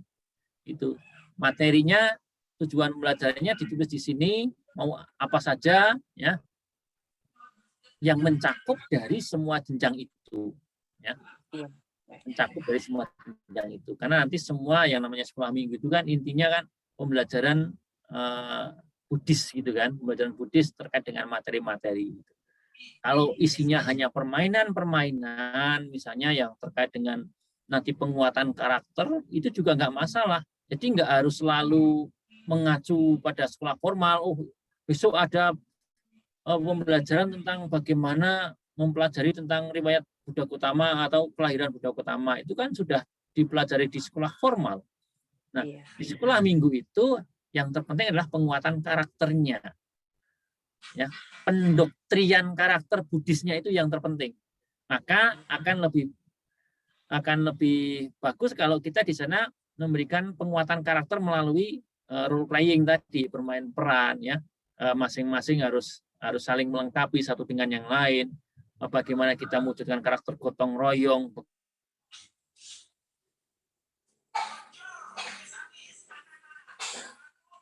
kerjasama, kolaborasi, kan di situ. Bukan lagi belajar, nanti dikasih PR harus bikin ini, bikin itu, enggak ya. Jadi di sekolah minggu itu bagaimana, karena itu lebih senang gitu loh. Hiburan lah, ibaratnya itu hiburan. Ya salah satunya tadi, role playing tadi, bermain peran gitu kan. Gitu. Demikian ya Bu Damiria. Terima kasih, Pak. Bisa sama-sama. Oke, mungkin akan lebih asik kalau memang kita itu tanya jawab seperti ini ya. sambil nulis ya, sambil praktek, barangkali nanti teman-teman bisa berbagi yang sudah dibuat seperti apa gitu kan. Silakan yang lain barangkali ada yang mau disampaikan juga atau ada yang mempresentasikan. Ya, Namo Buddhaya Pak Widi. Budaya. Silakan. Tadi penjelasan dari Bapak sangat bagus sekali. Dan Baik, Pak, ini salah satu bisa di-mute. sudah, saya. Ya. Oke. Jadi gini, tadi sudah Bapak jelaskan panjang lebar tentang RPP dan silabus. Saya cari tempat.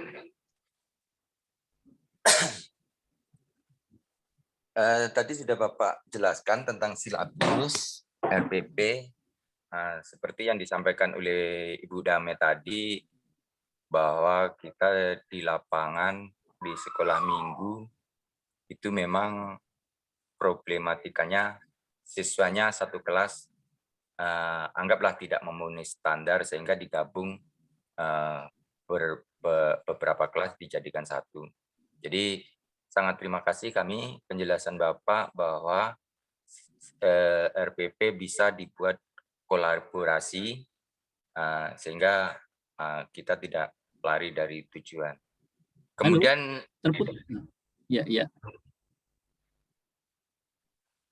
Kemudian yang saya tanyakan yang pertama, berarti kita di sekolah minggu maupun di sekolah formal itu membuat silabus, istilahnya walaupun kita di sekolah minggu kita harus wajib membuat silabus gitu Pak ya. Kemudian kami juga sebenarnya di sekolah formal sudah membuat silabus. Ini saya nanti minta kepada Bapak sebagai bahan istilahnya referensi. Jadi silabus, contoh-contoh silabus Bapak tadi bisa dikirimkan kepada kami sebagai referensi kami membuat silabus. Istilahnya memperbaiki silabus RPP, maksud saya RPP kami yang sudah kami buat. Saya rasa itu Pak. Terima kasih. Namo Buddhaya.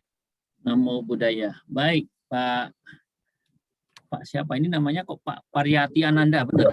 Siapa? Ya, ini namanya Triwidodo. Cuman di laptop nggak bisa, jadi ini pakai HP. Oh gitu, nama istri atau anak ini. Ya. Baik Pak Triwidodo. Jadi kalau di sekolah minggu itu sebenarnya kita sudah ada kurikulum ya. Nanti saya coba cari filenya yang kurikulum sekolah minggu untuk dijadikan pedoman dalam penyusunan RPP. Gitu. Kalau terkait contoh-contoh yang sudah saya share tadi, ini saya sudah sampaikan ke Bu Meta, barangkali nanti bisa disampaikan ke para peserta. Ya, contoh untuk RPP inspiratif maupun buku saku maupun Permendikbud nomor 22 tahun 2016 tadi ya. Jadi jangan khawatir Pak, nanti saya kasih semuanya gitu ya. Cuma untuk kurikulum sekolah minggu saya nggak kepikiran karena pikiran saya ya ini buat RWP gitu. Jadi kurikulum sekolah minggu nanti saya cari dulu. Kalau udah ketemu nanti saya sampaikan ke Bu Meta untuk disampaikan ke teman-teman semuanya. Ya, jadi nanti bisa dijadikan pedoman dalam menyusun rencana pelaksanaan pembelajaran ini. Yang pasti kalau untuk sekolah minggu, kalau Bapak Ibu memang bisa membuat silabus, ya silakan, tapi ini tidak wajib ya. Sebenarnya intinya silabus itu adalah pedoman untuk membuat RPP gitu ya. Silabus di sini isinya adalah materi-materi atau kompetensi-kompetensi yang harus dicapai oleh anak didik kita itu. Sehingga itu memudahkan ya. Kalau RPP di sekolah di sekolah formal kan sudah dibuat oleh pemerintah kan, silabusnya gitu kan. Nah, kita tinggal nyusun RPP saja. Tapi kalau sekolah minggu sebenarnya kurikulumnya sudah dibuat atau silabus sekolah minggunya sudah dibuat. Nanti sudah saya sampaikan, saya pernah mendapat filenya, mudah-mudahan masih ada. Tapi sebenarnya itu juga sudah di-share. Barangkali pernah mendapatkan mungkin Bu Meta share atau sharing dari file dari kurikulum sekolah minggu. Pernah nggak Bu Meta? Karena pernah di-share dari pusat dulu. Kalau yang RPP belum Pak, baru dikirim untuk kurikulum sekolah minggunya. Iya, kurikulumnya itu maksudnya. Ya. Nah, kurikulum sekolah minggu itu kan jadi pedoman untuk kita membuat RPP-nya gitu loh maksudnya. Kurikulumnya ada Pak, sudah pernah kami. Kalau ada, ya itu saja yang dibagikan karena sama, filenya sama. Yang saya punya juga sama, file kurikulum sekolah minggu itu yang diberikan dari pusat gitu. Karena dulu saya salah satu yang menyusun untuk ini, saya nyusunnya yang nama Damasika. Kalau nama Damasika kan lebih enak sebenarnya karena sudah jenjang khusus kalau nama Damasika ya. Istilahnya jenjangnya ya jenjang TK ya kalau nama Damasika itu. Pada kurikulumnya juga itu. Nah, silakan terkait dengan untuk teman-teman guru sekolah minggu, silakan itu kita butuh kreativitas, kita butuh buatlah RPP terpadu seperti tadi saya sampaikan ya. RPP terpadu, kemudian langkah-langkah kegiatan dimunculkan secara terpadu juga ya. Dan sekali lagi sekolah minggu itu fungsinya adalah untuk penguatan karakter dan penguatan doktrin religiusitas dengan ciri khas budayanya itulah. Itu yang harus dikuatkan di situ Bapak-Ibu sekalian. Jadi lebih banyak bermain lah ibaratnya ya. Jadi sekolah minggu itu ibaratnya adalah hiburan untuk anak-anak. Jangan sampai nanti di sekolah minggu anak-anak sudah mikir 6 hari di sekolah, mikir pelajaran, di sekolah minggu tambah lagi puyeng dari anak-anak. Ya. Jadi sekolah minggu itu fungsinya adalah menghibur anak-anak, diajak belajar karya sambil belajar. Jadi seperti kemarin saya sampaikan ya, dengan model PBB ya, bermain belajar berkarya itu silakan bisa Bapak Ibu terapkan. Oh iya, kemarin saya lupa mau share ini ya, apa namanya? Jurnal saya terkait dengan bermain belajar berkarya. Oke, saya cek. Mudah-mudahan ada di sini. Sebentar. Di grup channel. Nanti saya kirim ke sini. Ya, Bapak sekalian, jadi tipsnya pembelajaran terpadu itu sebenarnya bisa dilaksanakan di sekolah formal. Saya dulu lebih sering melaksanakan ini Bapak sekalian, apa namanya? Pembelajaran terpadu kalau pendidikan agama Buddha. Kenapa? Karena nggak punya jam khusus di kelas, sehingga saya melaksanakan pembelajaran terpadu ya setiap hari Jumat. Saya kumpulkan semua ya, karena kita mendapat itu waktunya hanya Jumat itu. Nah, jadi apa namanya pembelajarannya terpadu. Kalau tes bagaimana Pak? Apakah harus per kelas? Ya enggak. Saya bikin sama waktu itu loh. Ya, beda kalau sekarang sudah mendapatkan jam pembelajaran di kelas sehingga apa namanya pelajaran bisa dilakukan sesuai dengan kelas masing-masing. Tapi kalau selama pembelajaran tidak bisa dilakukan secara satu-satu atau apa namanya per jenjang atau per kelas, ya kita melaksanakan pembelajaran terpadu tersebut. Itu nggak masalah, karena yang terpenting adalah penguatan dari sisi religiositas Buddhisme itu sendiri. Itu yang sangat penting Bapak Ibu sekalian.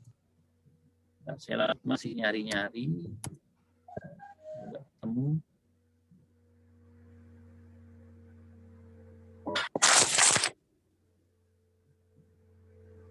Oh, ini. Coba sambil nyari. Ya, silahkan. Barangkali ada yang mau menyampaikan, ada yang mau tanya. Sambil saya mencari file, mencari link. Ya, silahkan Pak. Kalau di sekolah minggu kemarin kami sudah dikirim, sudah dikasih oleh Bu Meta silabusnya. Justru malah sekarang saya yang sekolah formal itu silabusnya saya belum ada, apa memang nggak ada tuh Pak. Saya dasar saya membuat RPP itu dari lampiran-lampiran saja, lampiran dari permen. Jadi maksud saya silabus yang baku, yang ya memang itu baku, maksud saya khusus silabus gitu ada enggak Pak? Terima kasih. Silabus yang khusus pendidikan agama Buddha ya? Iya Pak. Nanti saya coba cari filenya, ya ada lah pastinya Pak, ada. Cuma harus nyari juga itu kan di sini. Ya. Harus nyari. Kan yang saya pakai yang itu lampiran-lampiran apa PP 18 atau berapa itu? Iya. Jadi maksud saya yang satu buku itu khusus untuk silabus itu maksud saya. Terima kasih. Baik Bapak.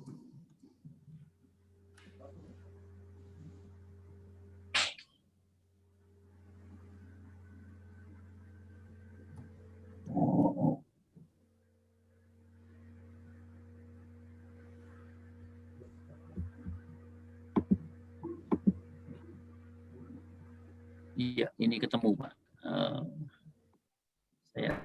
Saya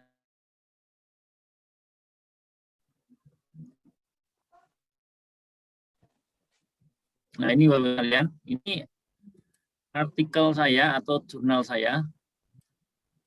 Ya, saya klik dulu.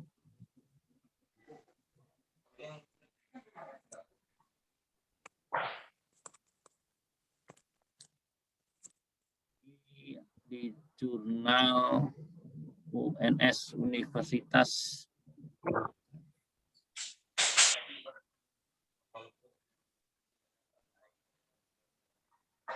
PBB, di jurnal apa ini namanya, UNS Universitas Negeri Surakarta, ya dimuat di sana. PBB ini saya klik. Bermain, belajar, berkarya, strategi meningkatkan kepercayaan diri siswa beragama Buddha di SD Negeri 2 Pelososari, Patean, Kendal. Oke, ini saya klik, nanti langsung saya kasih linknya yang bisa langsung Bapak Ibu download ya untuk link PDF-nya. Bisa dipelajari, bisa dibaca-baca, jadikan referensi. Nah, mudah-mudahan menjadi inspirasi buat Bapak Ibu semua. Bisa jadi inspirasi buat Bapak Ibu semuanya.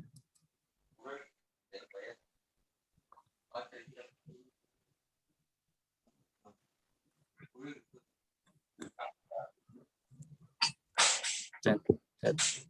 Kalau chat mana? Kalau chat.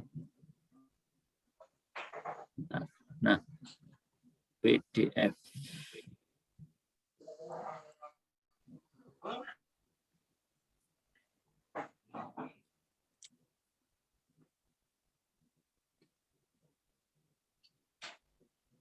Jadi nanti downloadnya yang PDF ini Bapak-Ibu sekalian ya. Download as PDF. Ini saja yang saya share langsung ke sini.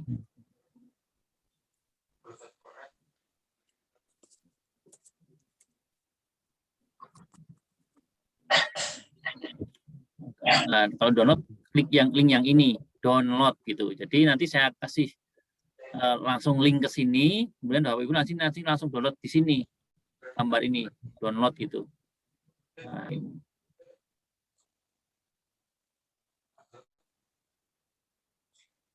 Nah, ini jurnal saya. Ada gambar, ada foto-fotonya kegiatan gitu kan. Nah, ini benar-benar nanti jadi inspirasi buat Bapak Ibu untuk mengembangkan model-model pembelajaran. Itu Oke. Stop. Kemudian saya kasih link di sini. Nah, oke. Silakan itu bisa diklik dan bisa di-download Bapak Ibu sekalian.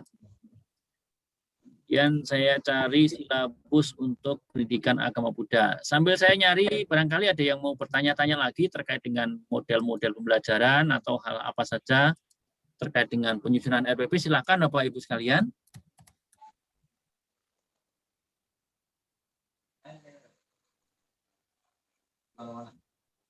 Halo. Silakan, barangkali ada yang... Ya, silakan. Ya, Kang Widi. Ya. Ya. Ini tentang pendapat mengenai kurikulum 2013.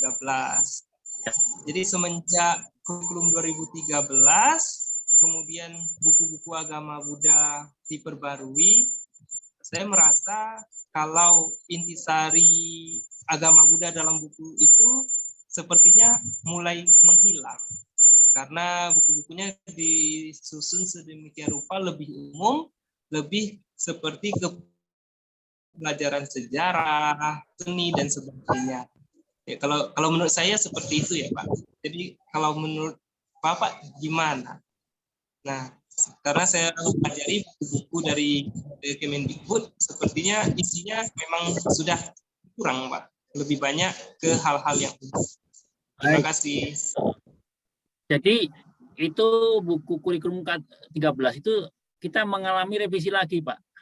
Kita membuat kurikulum lagi yang lebih ke penerapan nilai-nilai.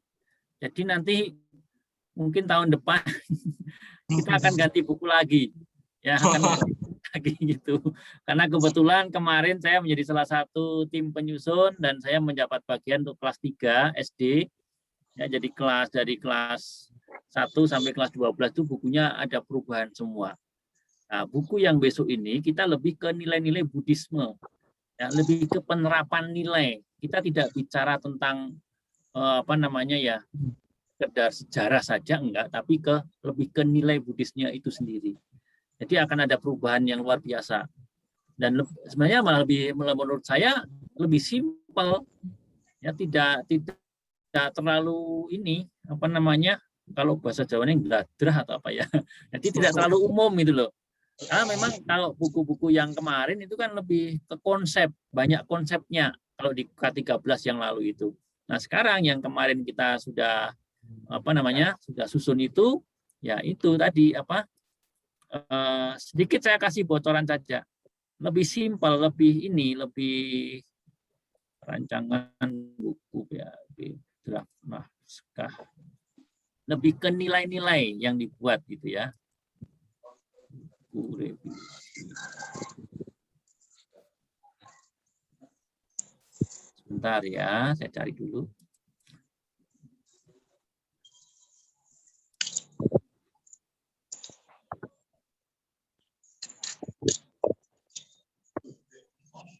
Hah? Di belakang saya. Yang apa namanya? Yang Pak itu mau minta silabus atau buku agama. Kalau bukunya saja sekalian filenya saya malah ada ini Pak. Buku yang lama tapi.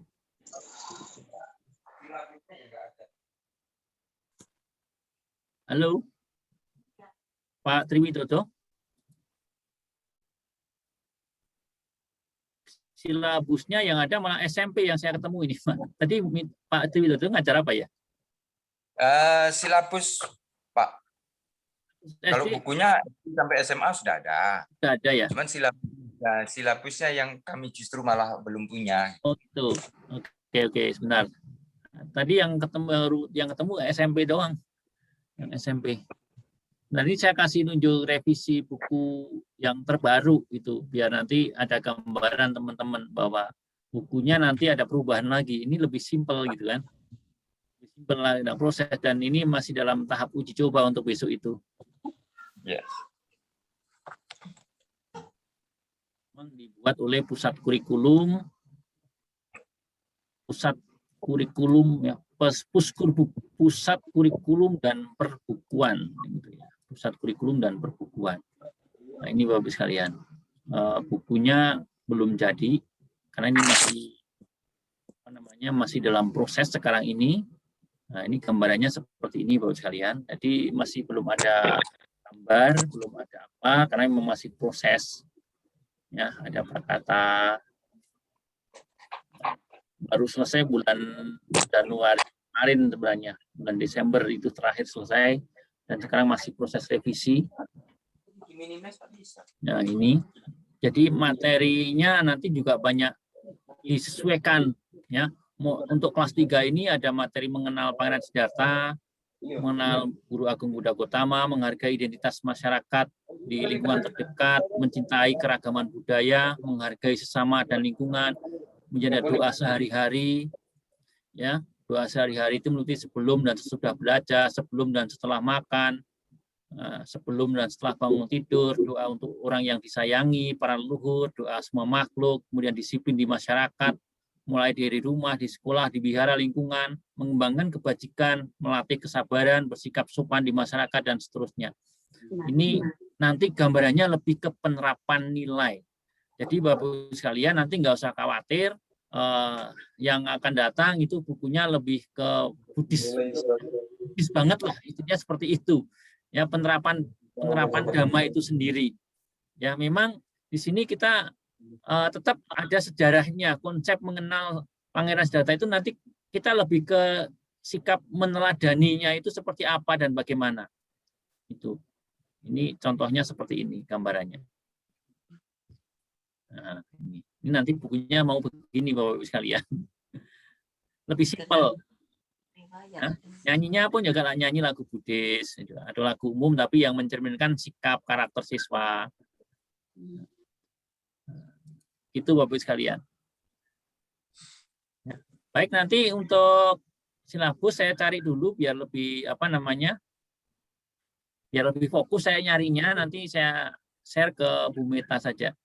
Silakan, barangkali ada yang mau berkonsultasi lagi atau mau ada yang sudah membuat RPP mau dipresentasikan, silahkan. Yang sudah jadi atau sudah diperbaiki. Terutama ini untuk teman-teman guru sekolah minggu. Mungkin udah habis ya apa ya, oke. Masih ada waktu 20 menit ya, Bu Meta ya. Saya sampai jam 3. Oke. Silakan Bapak Ibu sekalian. Atau barangkali karena mikir RPP sudah puyeng, mau bertanya hal yang lain juga boleh.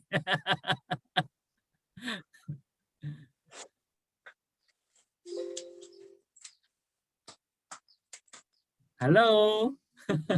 Mungkin pada puyeng semua ini. Ini asik kalau kita bisa ketemu langsung, kita bisa ice breaking ini Bu Meta.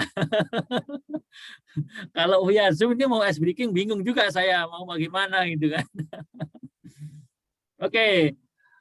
Walaupun via ice breaking, via Zoom, saya tetap mau ngajak nyanyi Bu Meta ya.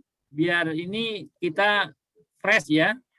Itu RPP yang biar lebih fresh pesertanya, biar lebih semangat nyanyi bareng.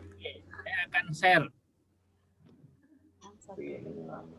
Kita akan nyanyi bareng-bareng biar kita tidak ngantuk. Untuk fresh saja mencari ide ya, nanti nyusun RPP-nya nggak puyeng itu kan hasilnya. Karena nanti BIMTEK itu kan harus harus ada hasil gitu kan. Kita kirim Nanti dikirim ke Bu Meta. Ini nanti Bu Meta bagian nagih ini. Filenya masing-masing harus dikirim itu untuk bukti otentik kegiatan pembelajaran hari ini. Oke, ini sudah ketemu. Sekarang saya open dulu. Nanti baru saya share.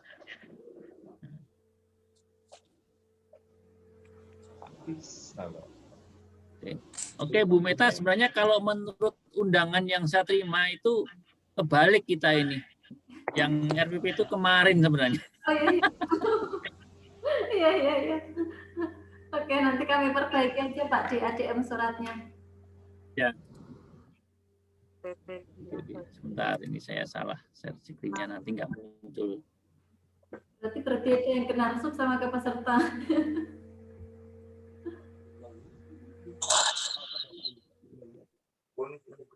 bukan suaranya. Bonus. Ya. Yuk kita nyanyi bareng-bareng.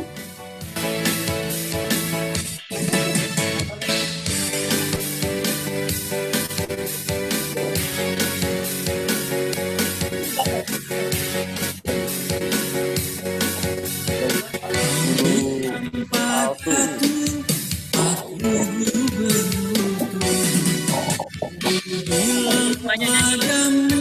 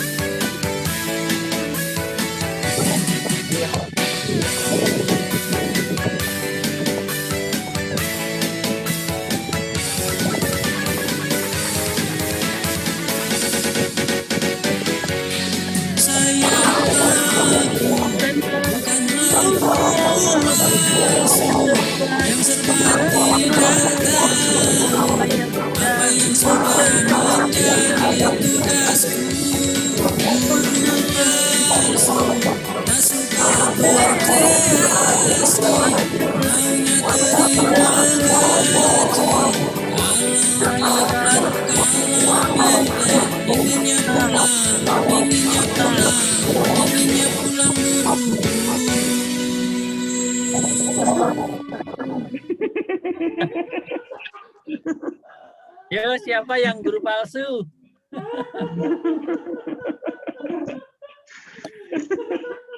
Baik, Bapak Ibu semuanya, prinsipnya saya hanya mengajak Bapak Ibu bahwa kita sebagai seorang guru, baik guru formal maupun guru non formal, itu harus jadi guru yang kreatif. Ya, harus punya banyak inisiatif, punya banyak.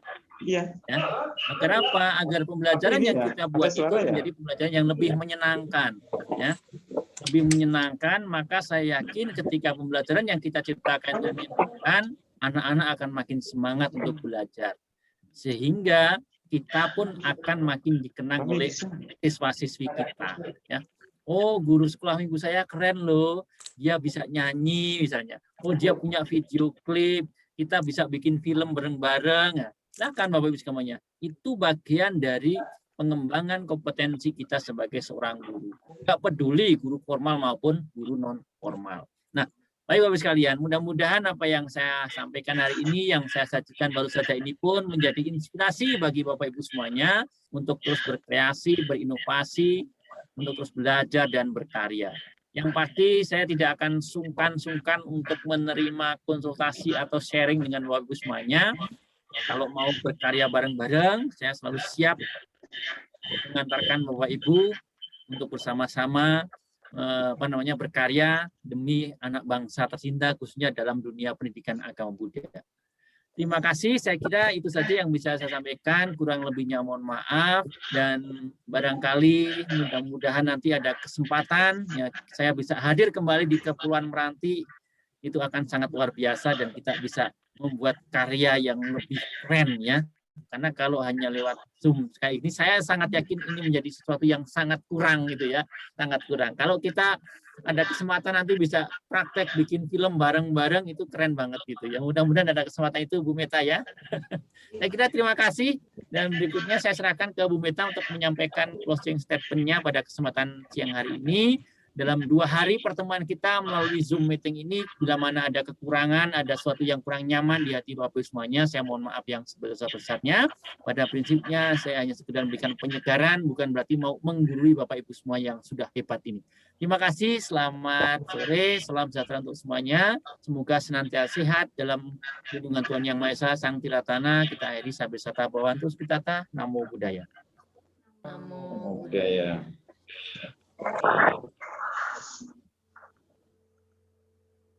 Baik, terima kasih kepada Pak narasumber kita, Bapak Widi Astiono, SAG MPD, yang sangat luar biasa mengangkat materi selama 2 hari ini, Bapak Ibu semuanya. Walaupun lewat Zoom meeting, walaupun secara online, tapi terasa kehadiran Pak Widi hadir di tengah-tengah. Belum ada ya? Apalagi nanti kalau kita hadir beneran ya ke ya, semoga ini segera berakhir. Chat sini. Saya nanti kegiatan-kegiatan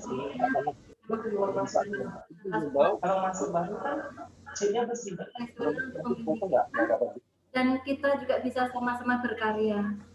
Bapak Widi yang kami hormati, sebenarnya kami sangat ingin sekali belajar sama Pak Widi membuat film.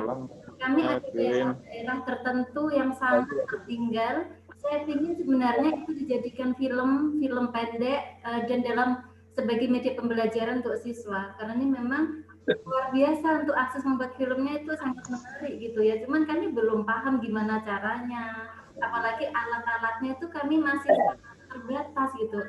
Mungkin semoga sudah karena baik. Kalau Anda kirim link absen, Bapak Ibu serta jangan lupa isi link absen.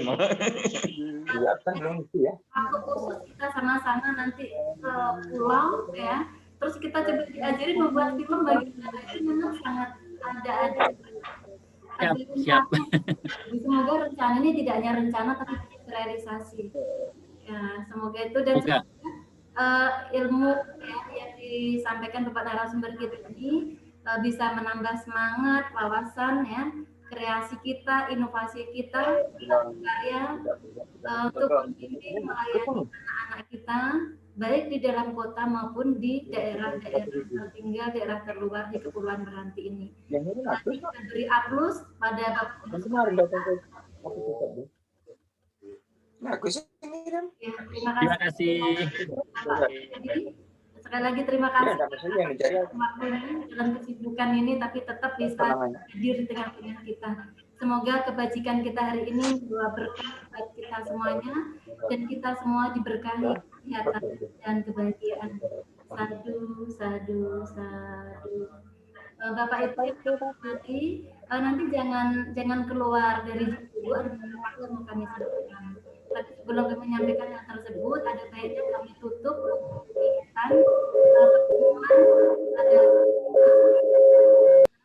RPC, Agama dan Keagamaan Buddha di lingkungan Kementerian Agama dan Kepulauan Meranti, dengan memanjatkan Namo Buddhaya.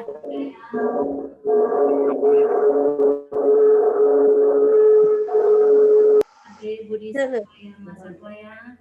Kegiatan bimbingan teknis penyusunan RPP Pendidikan Agama dan Keagamaan Kepulauan Meranti dinyatakan ditutup.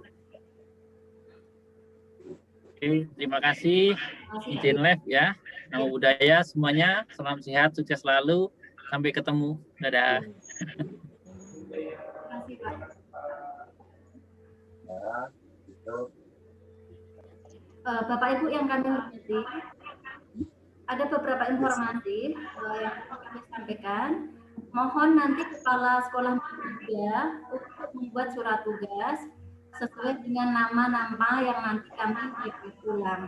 Karena kami akan cek dulu berapa yang masuk dalam Zoom ini, kami sesuaikan, termasuk dari link daftar hadir. Jadi yang mendapatkan pengganti uang pulsa atau paket data internet adalah peserta yang hadir. Peserta yang tidak hadir dalam Zoom, walaupun sudah ada dalam lampiran surat, itu nanti tidak mendapatkan pengganti uang pulsa dan tidak masuk dalam kegiatan ini. Jadi mohon yang hadir dalam Zoom ini mengisi link daftar absen sama link biodata. Ada dua ya Bapak Ibu, karena yang cuma ngisi link biodata aja. Ada dua link biodata dan link biodata aja ya. Ya, ada dua link. Mohon itu karena kalau sudah lewat tanggal nanti berbeda tanggalnya, karena langsung online ya. Jadi kita langsung tahu tercatat tanggalnya. Jadi jangan terlewat. Nanti kalau terlewat nggak dapat mengganti uang pulsa, udah walaupun udah ikut kegiatan ya. Dan tolong ini sebelum saya tutup, sebelum Zoom-nya ditutup, semua video dihidupkan ya. Semua video dihidupkan karena mau ambil screenshot untuk fotonya. Pak Tri, ambil untuk fotonya. Dihitung ya, dihitung jadi supaya mohon semuanya menghidupkan videonya ya. Karena itu sebagai bukti, sebagai LPJ kami, kalau nggak nampak orangnya juga nanti akan dipertanyakan. Apalagi yang 2 orang, 3 orang, ada dari Selatakar 5 orang. Yang mohon dinampakkan semua, yang rame-rame mohon dinampakkan semua. Nah, seperti ini SMP Selatakarnya ada 5 orang nih kalau tidak salah nih ya. Mohon dinampakkan semua ya, gitu. Karena nanti akan dihitung dari situ peserta yang hadir. Cuman di live-nya ini Pak Asing belakang. Oke, mulai ya Pak Trio ya. Oh, Kami bertiga. Dewi SMP Wirya belum dihidupkan videonya. Karena kemarin ada beberapa yang nggak dihidupkan. Tolong dihidupkan dulu untuk pengambilan dokumentasi sebagai LPJ kami. Dewi SMP Wirya Prasna. Sudah Bu. Tadi katanya udah. Dewi Silawati. Dewi belum. Mia Alena. Desi belum. Oktawiana. Wati belum. Mia Alena. Siapa lagi Pak Trio? Desi SMP Maitreya Loka belum. Mia Alena Patria Dharma. Mia Alena dari Patria Dharma belum menghidupkan video. Ini fotonya foto profil. Susilawati Nawadama Seka Kasimetrea. Susilawati, Mia Alena, Desi, Miss Mario, Dewi. Dewi belum ada. Belum. Mohon ada yang kontak SMP Wirya, mohon Mario mengontak Dewi.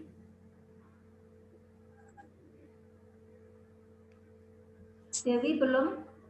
Semuanya kan ya untuk ambil dokumentasi untuk LPJ kami. Bu. Dewi mas. Dewi Desi belum ada. Tapi kok udah semuanya. Dewi Desi. Ya itu mirrornya itu diaktifnya dulu makanya kayak gitu. Dewi SMP Wirya Prasna, Desi SMP Maitreya Loka ini. Jul dia. Pak Mas Rikan udah.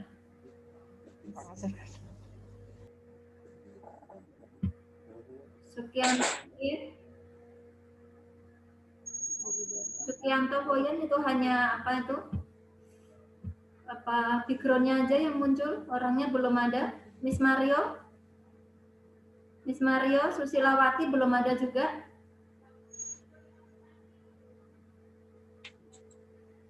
Miss Mario belum ada ya. Miss Mario sama Susilawati. Miss Diana bisa menghubungi?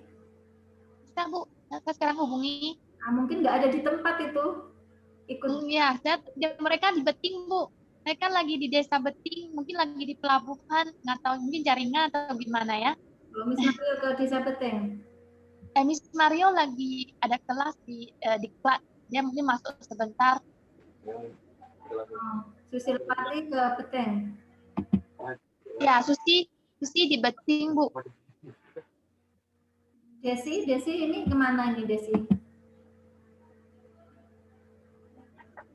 Saya hubungi ya Bu ya. Desi Maitreya Loka, iya.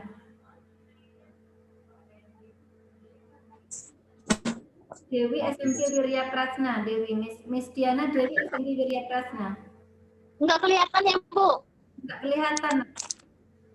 Udah dihidupkan ya? Kenapa? Dihidup. Udah sih Bu, tapi nggak kelihatan ya? Nah, yang penting udah dihidupkan, orangnya ada, nggak apa-apa. Kalau nggak nampak nggak apa-apa, yang penting orangnya ada, saya bisa komunikasi.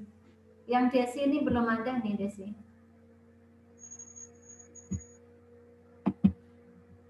Oke, kita screenshot dulu Pak Triat. Kita lihat aja, kita konfirmasi ke orangnya ya. Oke, mulai ya. Mulai hitungan pertama.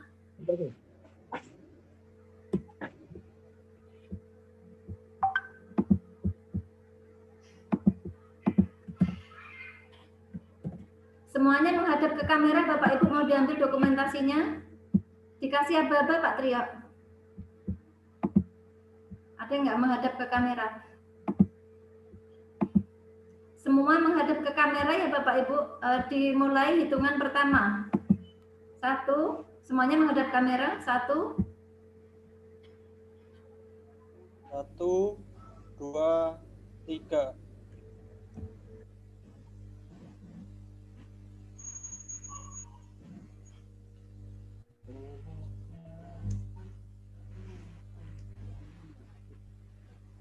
Satu, dua, tiga.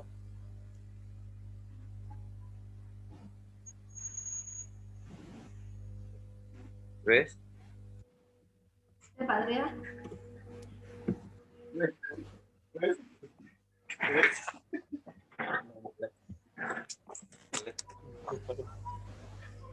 Bentar ya Bu. Belum lagi. Satu. Yang layar kedua. Layar kedua, semuanya bertahan. Semuanya menghadap kamera ya. Iya. Tidak apa-apa. Ya. 1, 2, 3. Oh, saya. Oke. Iya.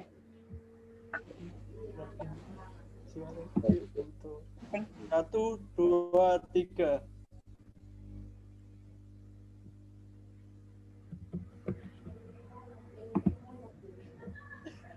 Melek bener. Udah Pak Tria? Oke, ya. Udah, Bu. Baik, terima kasih Bapak Ibu semuanya atas kesediaan waktunya untuk mengikuti BIMTEK ini. Sekali lagi yang belum isi link, ya, yang belum isi link absen, sama link untuk biodata segera dikirim. Dan mohon nanti per SMB ada ngirimkan contoh RPP ya sebagai bukti untuk BIMTEK. Dari masing-masing SMB aja, tidak harus semua sih. Misalnya SMB, ini SMB Patria, SMB Wirya gitu. Ada mengirimkan RPP yang dibuat ya. Nanti dikirim ke WhatsApp aja atau bisa ke WhatsApp langsung grup atau WhatsApp pribadi dari saya atau Pak Trio ya. Oke. Terima kasih sekali lagi atas waktunya. Apabila ada kekurangan dalam pelaksanaan BIMTEK ini, kami dari panitia mohon maaf yang sebesar-besarnya, dan semoga kegiatan kita laksanakan secara online ini juga membawa manfaat buat kita semua, dan semoga kita semua diberkahi dengan kesehatan dan kebahagiaan. Sadu, sadu, sadu. Saya akhiri. Sadhe Sata Bhavantu Sukhitata. Semoga semua makhluk hidup berbahagia. Selamat siang dan Namo Buddhaya. Namo Buddhaya. Ya, Namo Buddhaya. Namo Buddhaya. Namo Buddhaya. Ini semangat. Ya udah pergi dia tuh. Ada link Baucem ini siapa nih, dia baru masuk. Dia tulisannya link Baucen nih. Mana tuh? Ada ini, ada mau masuk dia link Baucen. Perasaan nggak ada peserta namanya link Baucen nih. Nggak ada. Ya, tapi cuma dia mau masuk dalam Zoom. Sudah selesai, nggak usah lah, udah mau selesai juga.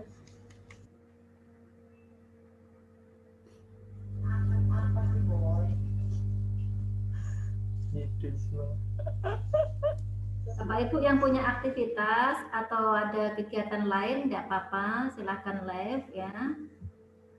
Terima kasih. Sekali lagi kami ingatkan untuk isi link Zoom, link absen sama biodatanya, serta jangan lupa contoh RPP-nya ya, sebagai hasil BIMTEK pada hari ini.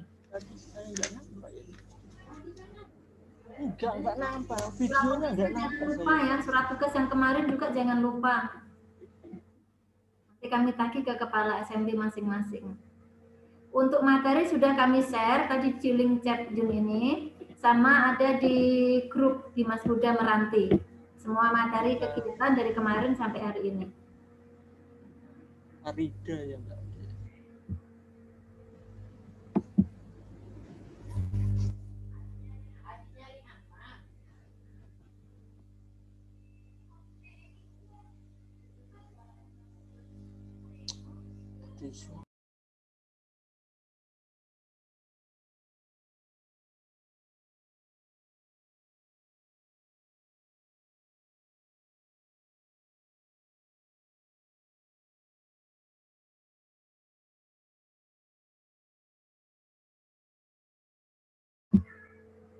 Zoom-nya saya matikan ya Bapak Ibu. Terima kasih atas semuanya.